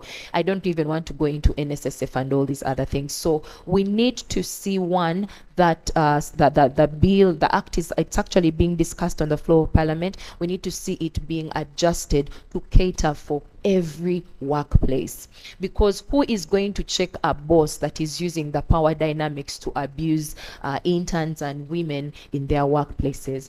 3, awareness. Do we even understand what abuse is like? Which brings me to the next point. Sometimes we women that have been hired in these places are actually gatekeepers of this abuse. Because we've gone through this system, we are the ones that are actually ensuring these habits or cultures at work that enable abuse are going on, because I went through it. Why do you think you're any special? So building systems that actually enable for us to have evidence and then also to be able to follow through. If the systems work, then we'll get to see more women speaking up without risking being blacklisted across all board, because like we've seen, abusers and perpetrators protect each other. Okay, thank you very much, Faith. And again, I'm yet to see media houses that protect and also empower their female journalists against the cyberbullying and harassment that happens online. You tell us to post the news there, but when they harass us, you simply tell us to get a break, go off internet for like a week, and then you go back when the fire is down. We get to know Ellen. What is it that can no longer work as far as these conversations are concerned? What do we maintain? What do we go ahead with? What are those innovative strategies we must put in place to create a safer working environment for women, but then also walking away from the lamentations? Okay, thank you so much, Brenda. With the changing trends in media, I think it's important for us as women journalists to actually leverage the current trends and not necessarily focus on the traditional media channels, because you see now our audiences have moved away from mainly traditional, and with the development of technology and the growth of technology, we are having so many media channels So the changing trends, it's no longer focusing specifically on the traditional ones. We need to now move on to social media. We need to move into the podcasting. We need to move into all other channels where we can be able to reach our audiences. Then it's also important for women to now incorporate data and analytics into their stories, because we can't, that's the only proof that we now have to focus on, to create impact into the work that we do. When you look at so many women, so many stories that are from the past, mainly data was not a thing, but now we are moving into data and analytics to see the impact, to create impact, and to also know how much a problem you're trying to solve is actually targeting, is actually of importance, or it's actually affecting the people that you're writing about. Then when we look at the women on social media, women in journalism, women HRDs, you look at so many women being harassed online, so many women data breaches online. So it's important to actually, for women not to look back at the fact that I've been harassed, I can't do much anymore. Once I've harassed, I'm being bullied online, then I can just close my laptop, go off social media for a time. No, it's important now to actually incorporate social, that kind of ignorance, and putting aside all that kind, putting aside your security online, it no longer works. We need to move out and actually leverage digital security into our work. We need to know how to react to cyber harassment, how to prevent it, and also how to prevent our data online. So it's also important, some of the innovative strategies that I think should work for now is, as women journalists, women HRDs, we need to build personal brands on our personal brand, so that we can also create a bigger audience away from actually being in the newsroom. You're just seated there and writing stories. Build your personal brand. So many women have gained, so many women out there, journalists, have created impact from their own brands away from the stories they write. It's also important also to implement the best practices of cybersecurity to navigate these threats and online data breaches. And this can be like, there are so many organizations that actually so many women journalists have no idea that are out there providing these best practices. They're providing you with the safe antivirus, safe digital security training, safe tools. So it's important that we actually get to incorporate this into our work as some of the new innovative strategies. Another is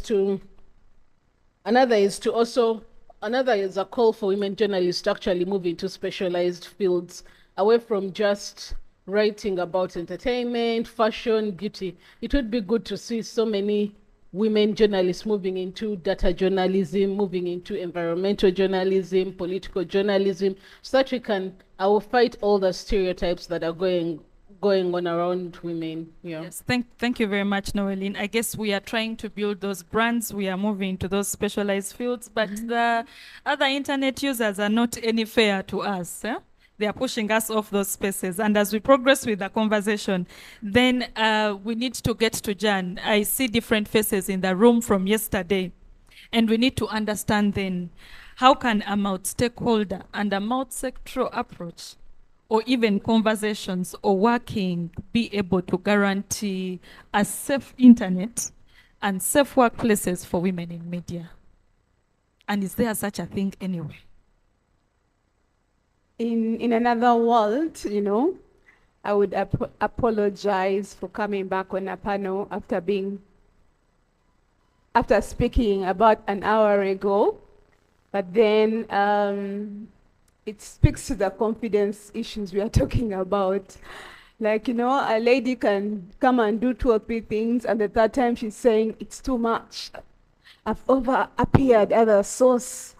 I've overdone this. And so before I get to answer the question, I'm just trying to say that life skills are very important. Confidence is very important. Resilience is very important, that you raise your head up all the time. I have had a privilege to talk to 2 legislators, I think, and a judge. One was from another country, and 2 are from Uganda, and they told me how it can be very hard to fight for certain policies, certain things to just move from one point to another. Even changing the meaning of a clause in certain things can take a lot of work. And the words, the dismissal that are gotten are as banal and casual as a border guy calling you and saying size. Do they still say size? Yeah. And imagine this is how you have to fight for a place. Yeah. So if these women had told me those stories when I had access to writing about them, I would really be able to say that, you know what, there's a certain law or the time policy that is delaying because of this and that, objectively reporting. Now, that speaks to collaboration. Now, you're a female judge, you're a serious content producer, you're doing so much work. When you get the challenges, you just go back home and sleep over them. We don't get stronger chances to say, yeah, hey, this is it. I'm not blaming us, but I'm saying that this is why we must take the journey to collaboration, right? And collaboration takes us back to the place of multi-sectoral approaches. That means everyone comes and they bring their ideas to the table. We sift what goes, what stays, as you asked her, irregardless of our differences. Yesterday, Miriam, when she was talking about elections, she said women form 51% of the population, and likely that same number or slightly close would include also the number of people, women who are going to be voters. And so all these issues somehow will come up, yeah? And we must be able to work collaboratively. Why? Because everyone from one particular sector will bring in their best, another one will bring in their best. And this reminds me, I don't know who, if I am lucky now to see who was here on the very first Uganda Media Week or the second one. Yes, I can see them, Milton, Charity. There was this demand. We were talking about media viability, the viability of the media and why it's important. And it was a candid conversation, and media owners or people who are representing the media side or the business side of media or journalism kept saying, it is expensive to have a woman on your team. The ones who are still here, are you still in agreement? Because now we have evidence. It's expensive. So we really tried to speak and we were just speaking. Yeah? We were just speaking. And then speaking to what Faith was saying, she was wondering why certain people were not in the room. After that meeting, we started going to the mountain, right? And started talking. And one media owner in this country told me, John, where is the proof that they can bring money? Just present the proof. Every businessman would be able to agree to the proof. And that's how we are finding the proof. So the importance of multi-sectoral approaches tells you that everyone is experiencing a certain kind of pushback or pressure because of women in media. But if we come together and work together, regardless of our motives, our interests, we can be able to find a fairly okay, strong pillar to guide us. So, if you allow me, we got some proof, by the way. We did a survey, we talked to the editors, we talked to the women journalists, and we went back and presented the proof to those who were asking the proof. And then they had to test the proof, and it is working, yeah? It's working. We have found media houses willing to present, to collaborate more, allow for women to have their programming change, allow for some changes here and there. Small baby steps, but they are showing that beyond talking, which is very important, we must learn to be strategic in getting what we want. And I'll tell you, we and those who are working with me did this with barely any emotion. We were just saying, okay, you wanted the maths? Yes, thank you. Thank you very much, Jan. And we are simply saying we can no longer talk alone. We can no longer create the change alone. We need you on board. And therefore, the multi-stakeholder and sectoral approach. Before we get into the plenary, I know, Jan, you are coordinating a multi-stakeholder and multi-sectoral community of practice under the future of work. And we need to understand what is it that you're going to be doing within the next scope of time, and how long is that going to be, and would this even guarantee a future of work for women in media where they can safely and inclusively navigate their workplaces? In a minute, thank you. So yesterday, the pressure was to differentiate between journalism and what? And media. Right, but this time this whole community of practice is responding to the need for a multi-sectoral approach. Right, every player of in the media space, every woman in the media has a certain kind of duplicated challenge from the other side. So when we come together, we are able to hear what the content creator, the female content creator, is doing, and how we can address that. Oh, the one in media and development, the one in mainstream journalism, and all of these actors, we come together and are able to say what is the agenda and how do we move forward. So we have learned from the results of the Afrofeminist scorecard, which is not just for us, by the way, it's for everyone who wants to make work better for women. And that community of practice has all of us, and we've decided that we are going to we could do so much, but we've zeroed down to about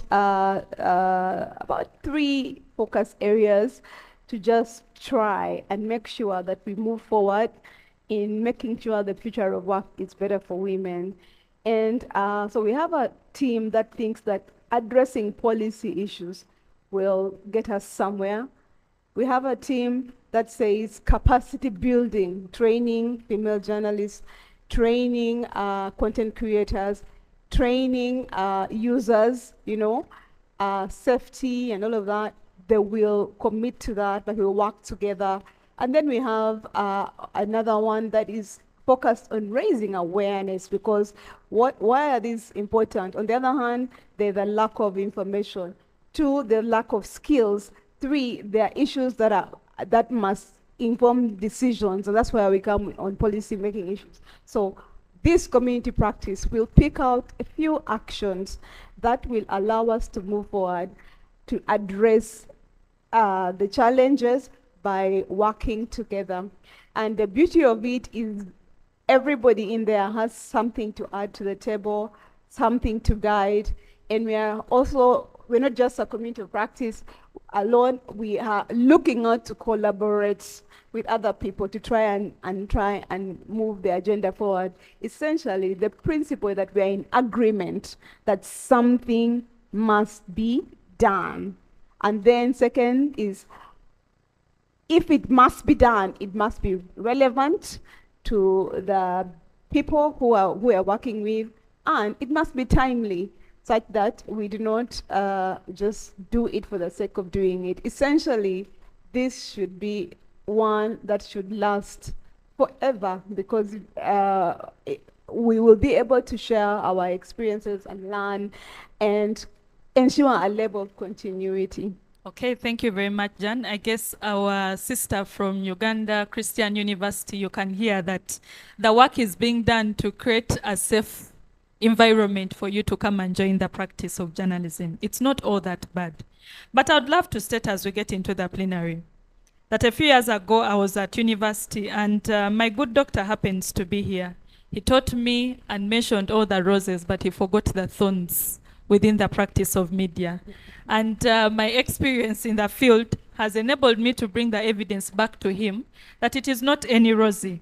And we then want to understand from the conversations that we are having, the Afrofeminist Internet Scorecard that is giving a reflection of where the problem is, how are we able to compute these conversations into academic papers, but then also academic empowerment of the youngsters that are getting into the profession now. Please allow me open the plenary discussion. We welcome questions and also additions into the conversations we have just had, and we are opening with Dr. Lukanda Ivan, please.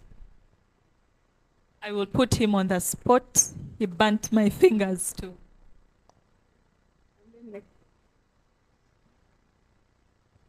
Thank you so much, Brendan. Thank you, the panel, for raising these very interesting issues regarding women in the media. Now, Brenda, if I had told you the thorns, I would have been a pessimist, in which case you would never have joined the media, in which case you would also have never contributed to the media, and perhaps you wouldn't be making this contribution. I am glad that I emphasize the positives, but not the thorns, so that you discover many of the thorns yourself. But we talked about some of the thorns. Now, I have written papers about women participation in the media, but there are issues that we need to look at generally, and we were talking about some of these issues when we were talking about ending impunity against journalists recently. It's very hard to push the women's agenda alone. It's very hard to talk about freedom of expression or freedom of women to participate in the media without talking about journalists generally being free. It's very hard to talk about women being free online without talking about freedom of expression online generally. And if you push just a women's agenda, it becomes very, very hard. So, but also studies show that increasingly, if women find a few men to start with, not everyone, but if they find a few men to collaborate with in the media, their contribution to media spaces becomes more visible. In other words, gender inclusion in the media is the way to go. And it's something which you notice online, that every time ladies try to push a women's agenda alone, they tend to attract negativity from the public, including from fellow women. So it's very important to take a note of the fact that women and men must exist in the media, and therefore any sensitization campaigns, after sensitizing the women, you also need to sensitize the media managers to be sure that women are included at all times without excluding the men, because that exclusion in return attracts negativity towards women. Thank you. Okay, thank you very much, Doctor. I guess I will have support moving around the microphone. I don't know if Mino will give us more time, and Jan here, but we shall see. In a minute, it's submission. All right, thank you so much. I've been in so many spaces where we talk about being a sister's keeper, and for me, I started media in radio in 2011. And the first day when I entered office, the manager was female. And the first thing she told me was, the owner of the radio is going to want to sleep with you, but it will be your decision to make. If you sleep with him, it's on you. If you don't, he'll not fire you because I'm here. I am the manager, I have hired you, and I'll protect you. Whatever decision you make, do it for yourself with your conscience, and do not at any point blame anyone for that decision. So when I went in and started working, I had that mentality. I'm going to work, I'm going to do my work. Nothing is going to disturb me. And I said, wherever I'll go, I'll carry this with me, and I'll make sure I do it for every young lady that I meet and is coming in under my wings. So I carried that to date.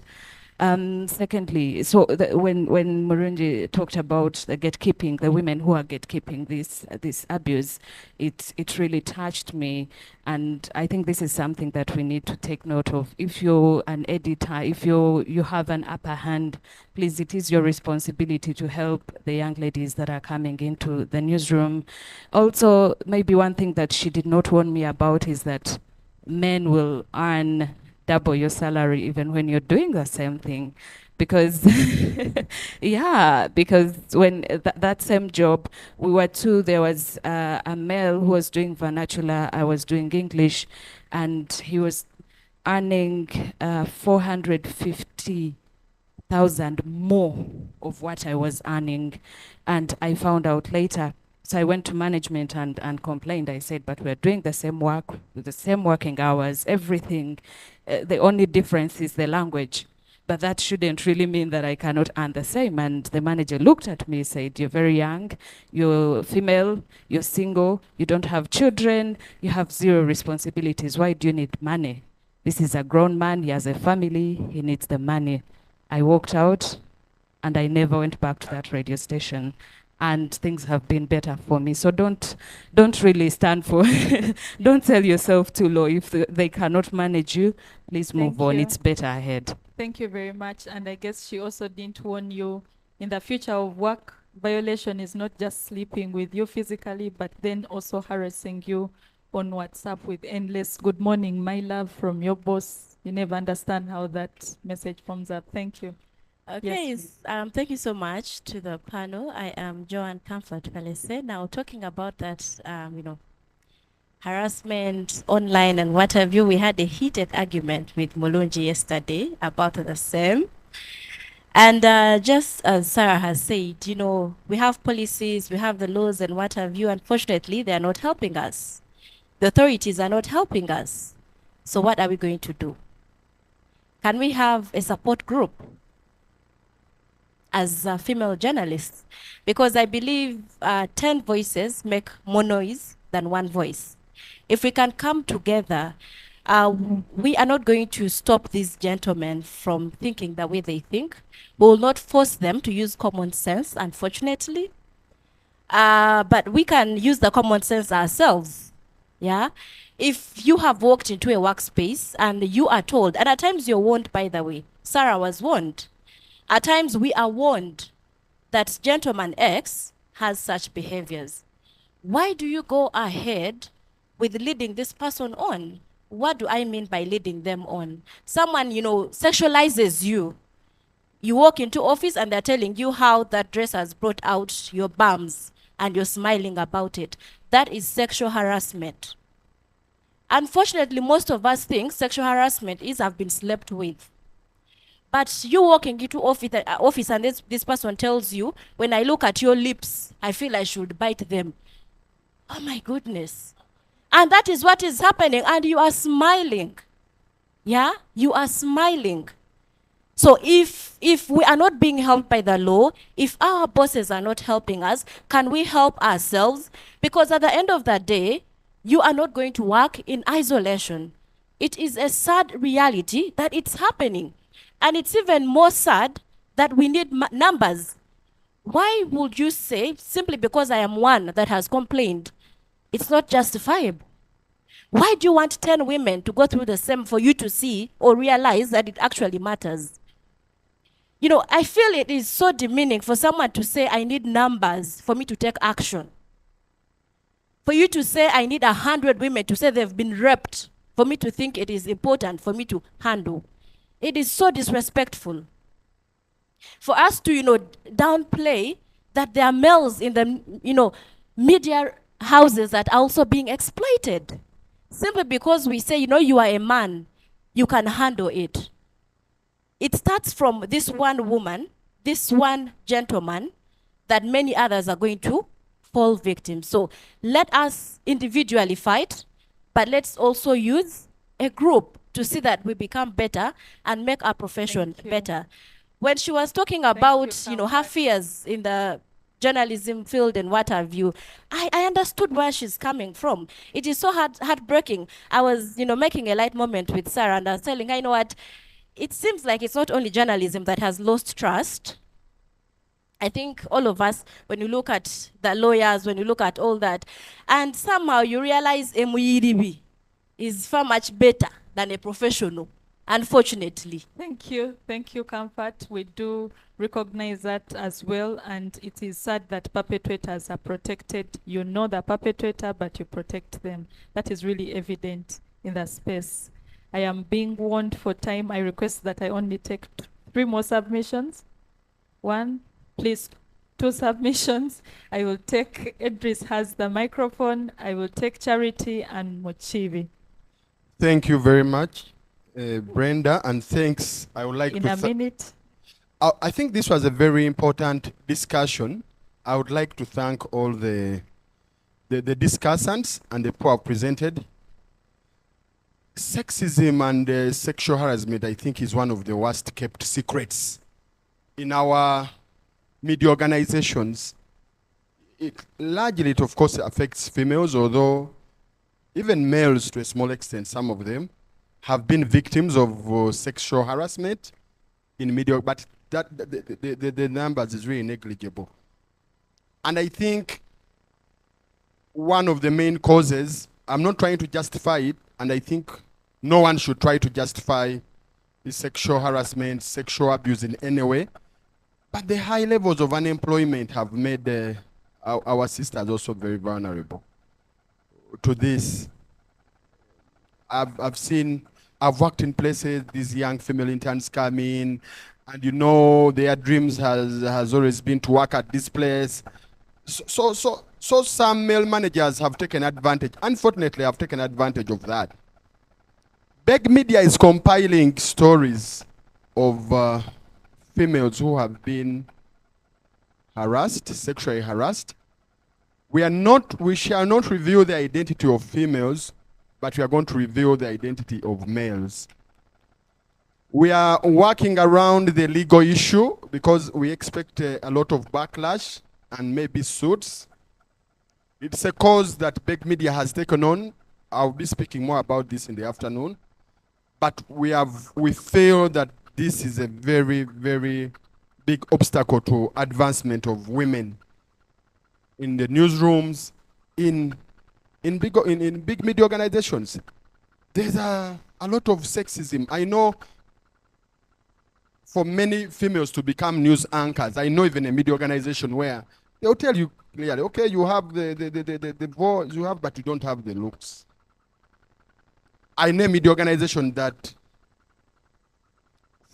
forced one female anchor to get off, where the manager said that female anchor shouldn't read news again because she's pregnant. Now you see her body has changed and now she's...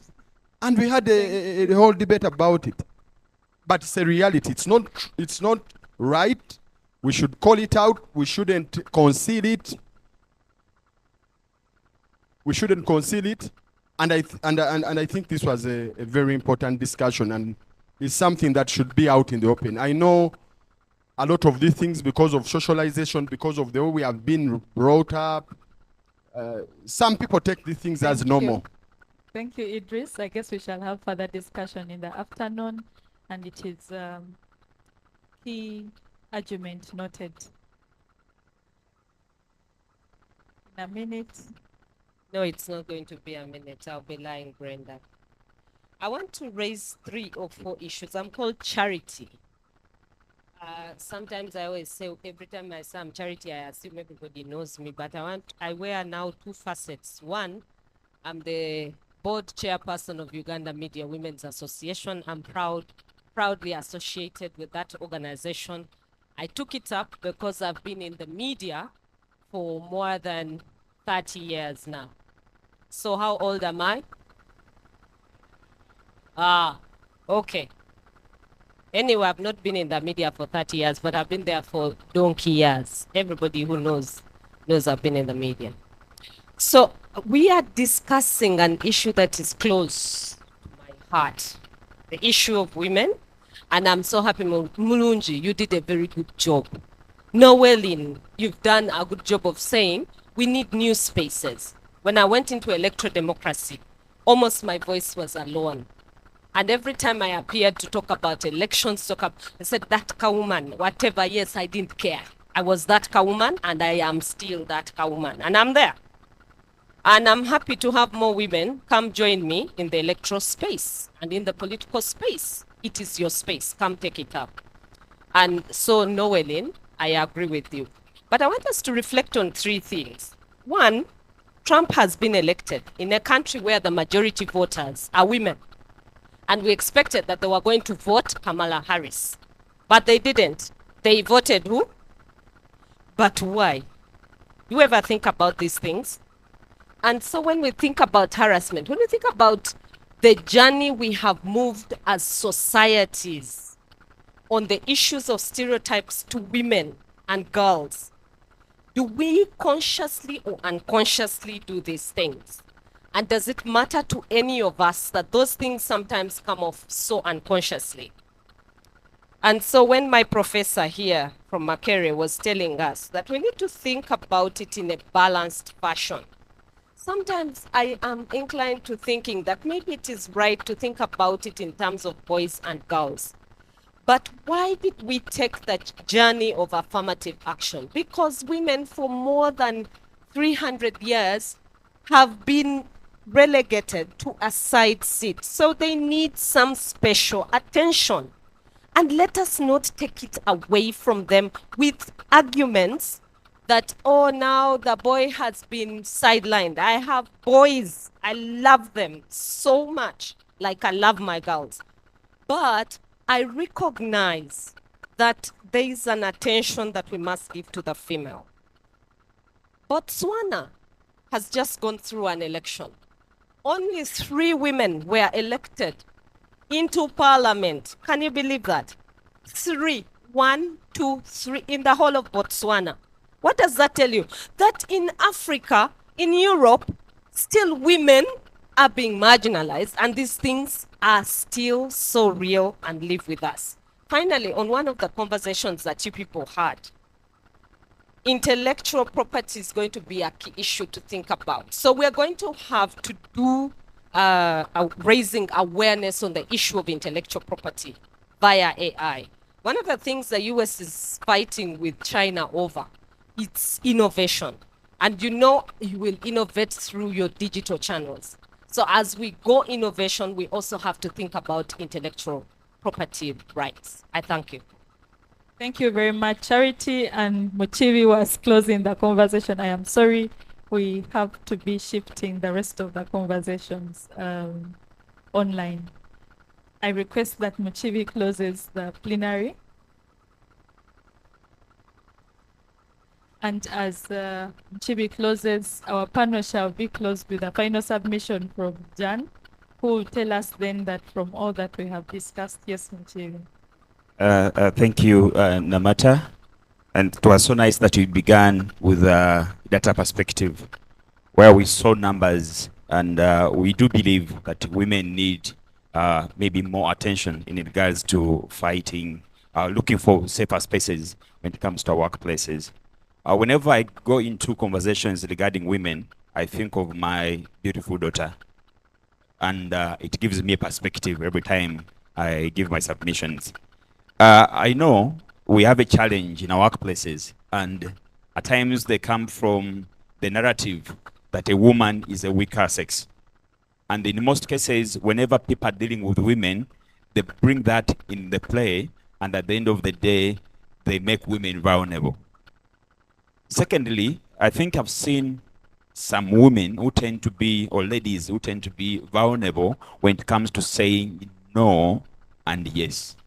And some people take their no for a yes, or they take their no familiarly to a yes. An example that was given to us, a lady who said no, and at the end of the day, she managed to be at the workplace in a slightly a safer scenario. Though she paid the price at the end of the day when her salary was slightly lower than compared to a man. I know we should not expect issues of being favored in one way or the other. There are women who want to have favors at every step they take. Yet they do carry more potential compared to men. When it comes to our places, we've seen the results. We've seen strategic leaders who are women and they're really making it when they're not favored in any way. But at times women want to be favored at every step because I'm a woman, because I'm a woman. Once you flaunt that, you're making yourself more vulnerable. I believe we're having another challenge. People will look at workplaces. In the first place, it was a scenario of the physical workplaces. But now we're also having the digital issue, which has a problem when it comes to the laws that govern the digital space. It is quite hard now to implicate someone who has harassed you online simply because the element of the freedom of speech that comes on board, or the actual implementation of the laws that maybe could help a lady in one way or the other. Lastly, I would love to see you people moving on with these conversations to certain other audiences. When you see the people harassing ladies mostly, they could be the owners of the media houses, they could be the supervisors or the editors. Do you engage them to a certain level? HR, human capital leaders. I think we need to take now conversations with those people and really inform them about this kind of vice, and we need to stop it. Okay, thank you very much. Please allow me close this session with final submissions from the panel, just in 30 seconds so that we don't stand in the way of lunch. And I would start with Jan. From the 2024 Uganda Media Week discussions capped by this session, do we have a future, and to mean a safe future for women in media as far as the internet and the physical workplace is concerned? Yes, 1,000%. We have a future, and we have the evidence that some things have worked and can work, but we have to put in the mud, our hands in the mud to get it work. Faith has just told me that on this panel, we have not even given people more time compared to the other panels, and we must really reflect on it and ask ourselves the tough question: am I a collaborator or something like that? Now, these things, we must be really candid about them, and number one is to accept responsibility. We need to retire from saying that, oh, I understand unemployment, I understand a man manipulating, but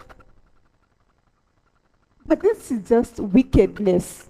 Why can't we call wickedness for what it is? You are a wicked man, you are a wicked boss, you have a wicked institution, you're presiding over wickedness. That's it. Maurice, the cartel has the HR, and the HR is male. You report, and then when they go to the old boys club, which has some women in it, they are laughing and quipping and sharing conversations, yeah, and blocking. Sarah, you are very lucky to have gotten another job. But the moment you are out, the text messages in the cartel are moving. Thank you. Thank you, Jan. Faith, do the wicked get converted? Do we see the change coming forth for us, the foot soldiers, on the digital space, but also in the newsroom? I think that it's a 50-50 kind of situation. We have a convicted felon as the 47th president of the United States. So I guess in there lies your answer. But real quick, as I'm trying to summarize, is it all doom and gloom? One, for the women in here, we are here because there are women that sacrificed. They sacrifice so much for us to be here. So soft life is okay, but we need to continue fighting to make sure that more women belong to these spaces.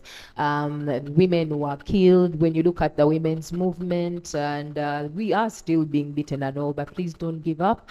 This fight continues. I also want us to look at the role of internalized misogyny to answer Kathy's so yeah, we also need to unlearn some of these biases. Just because a woman is a woman does not mean they are going to be pro-women.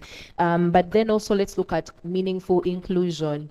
Many times you hear, like the professor said, men continue to demand to be in our spaces. They learn the language and then abuse some more. To be meaningfully included means you stop centering yourself in a conversation. For instance, I have brothers. I will never know what it is to be a man. And so when they come to me and share what Kawenyemu has done or whatever, I'm not going to center myself in that conversation because I will never experience it. So let's learn empathy and beneficial listening. When women say this is what you are going through, because you're privileged, you're never going to experience it. Where you are, use your influence and do not center yourself in the conversation. Thank you so much. Thank you very much, Faith. And then we get to Noeline.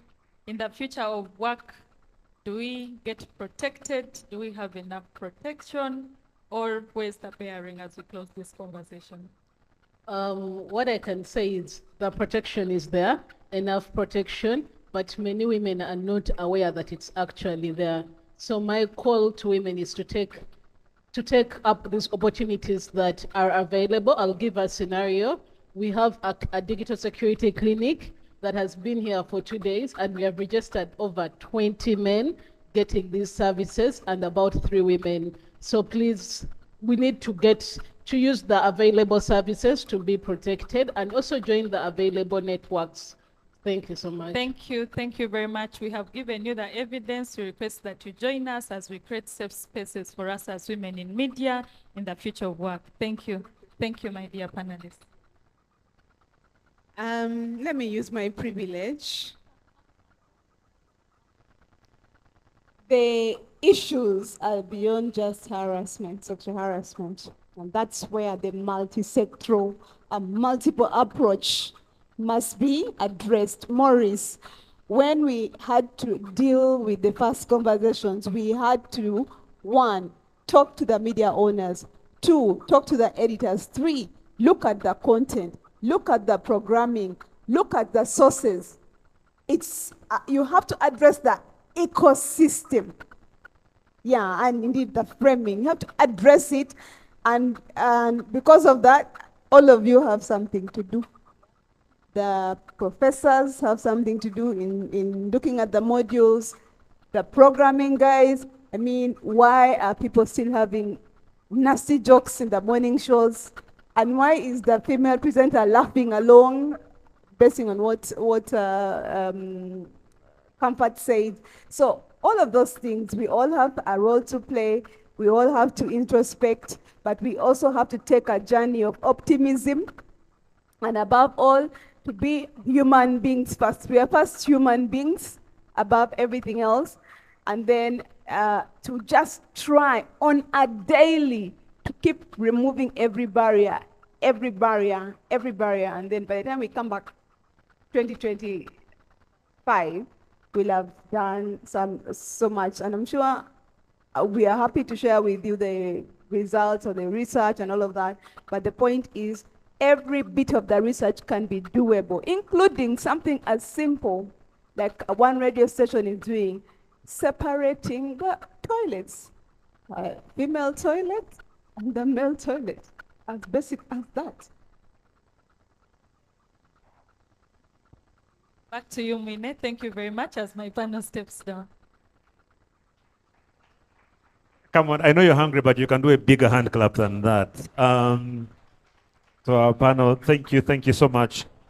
Again, as you can imagine, these conversations always get very, very interesting. So It's now 1:15. I would like to be under the impression that you might be hungry.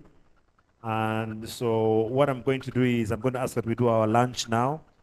As I asked yesterday, I will ask again, eat little, eat quickly, so that we can be able to aim to have a hard start at 2 p.m. We have 3 remaining sessions in the afternoon. We will try and manage them. So we'll talk very briefly about environment change. We'll incorporate a bit of personal branding. I know that's a very big one for many people. Then elections, AI, and independent reporting. I know Charity is very geared up for. We are coming. And then, of course, to bring it together always, we must have conversations around media viability, and we will talk about that as well and have a final panel to speak into that. So I would like to give one very basic instruction, so please listen carefully.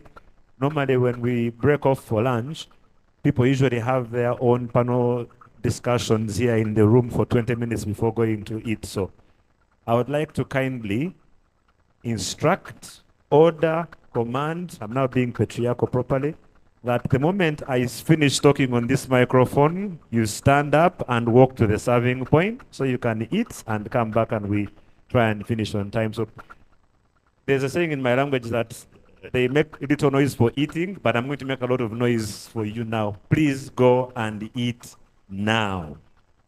Bon appetit. We'll see you after lunch.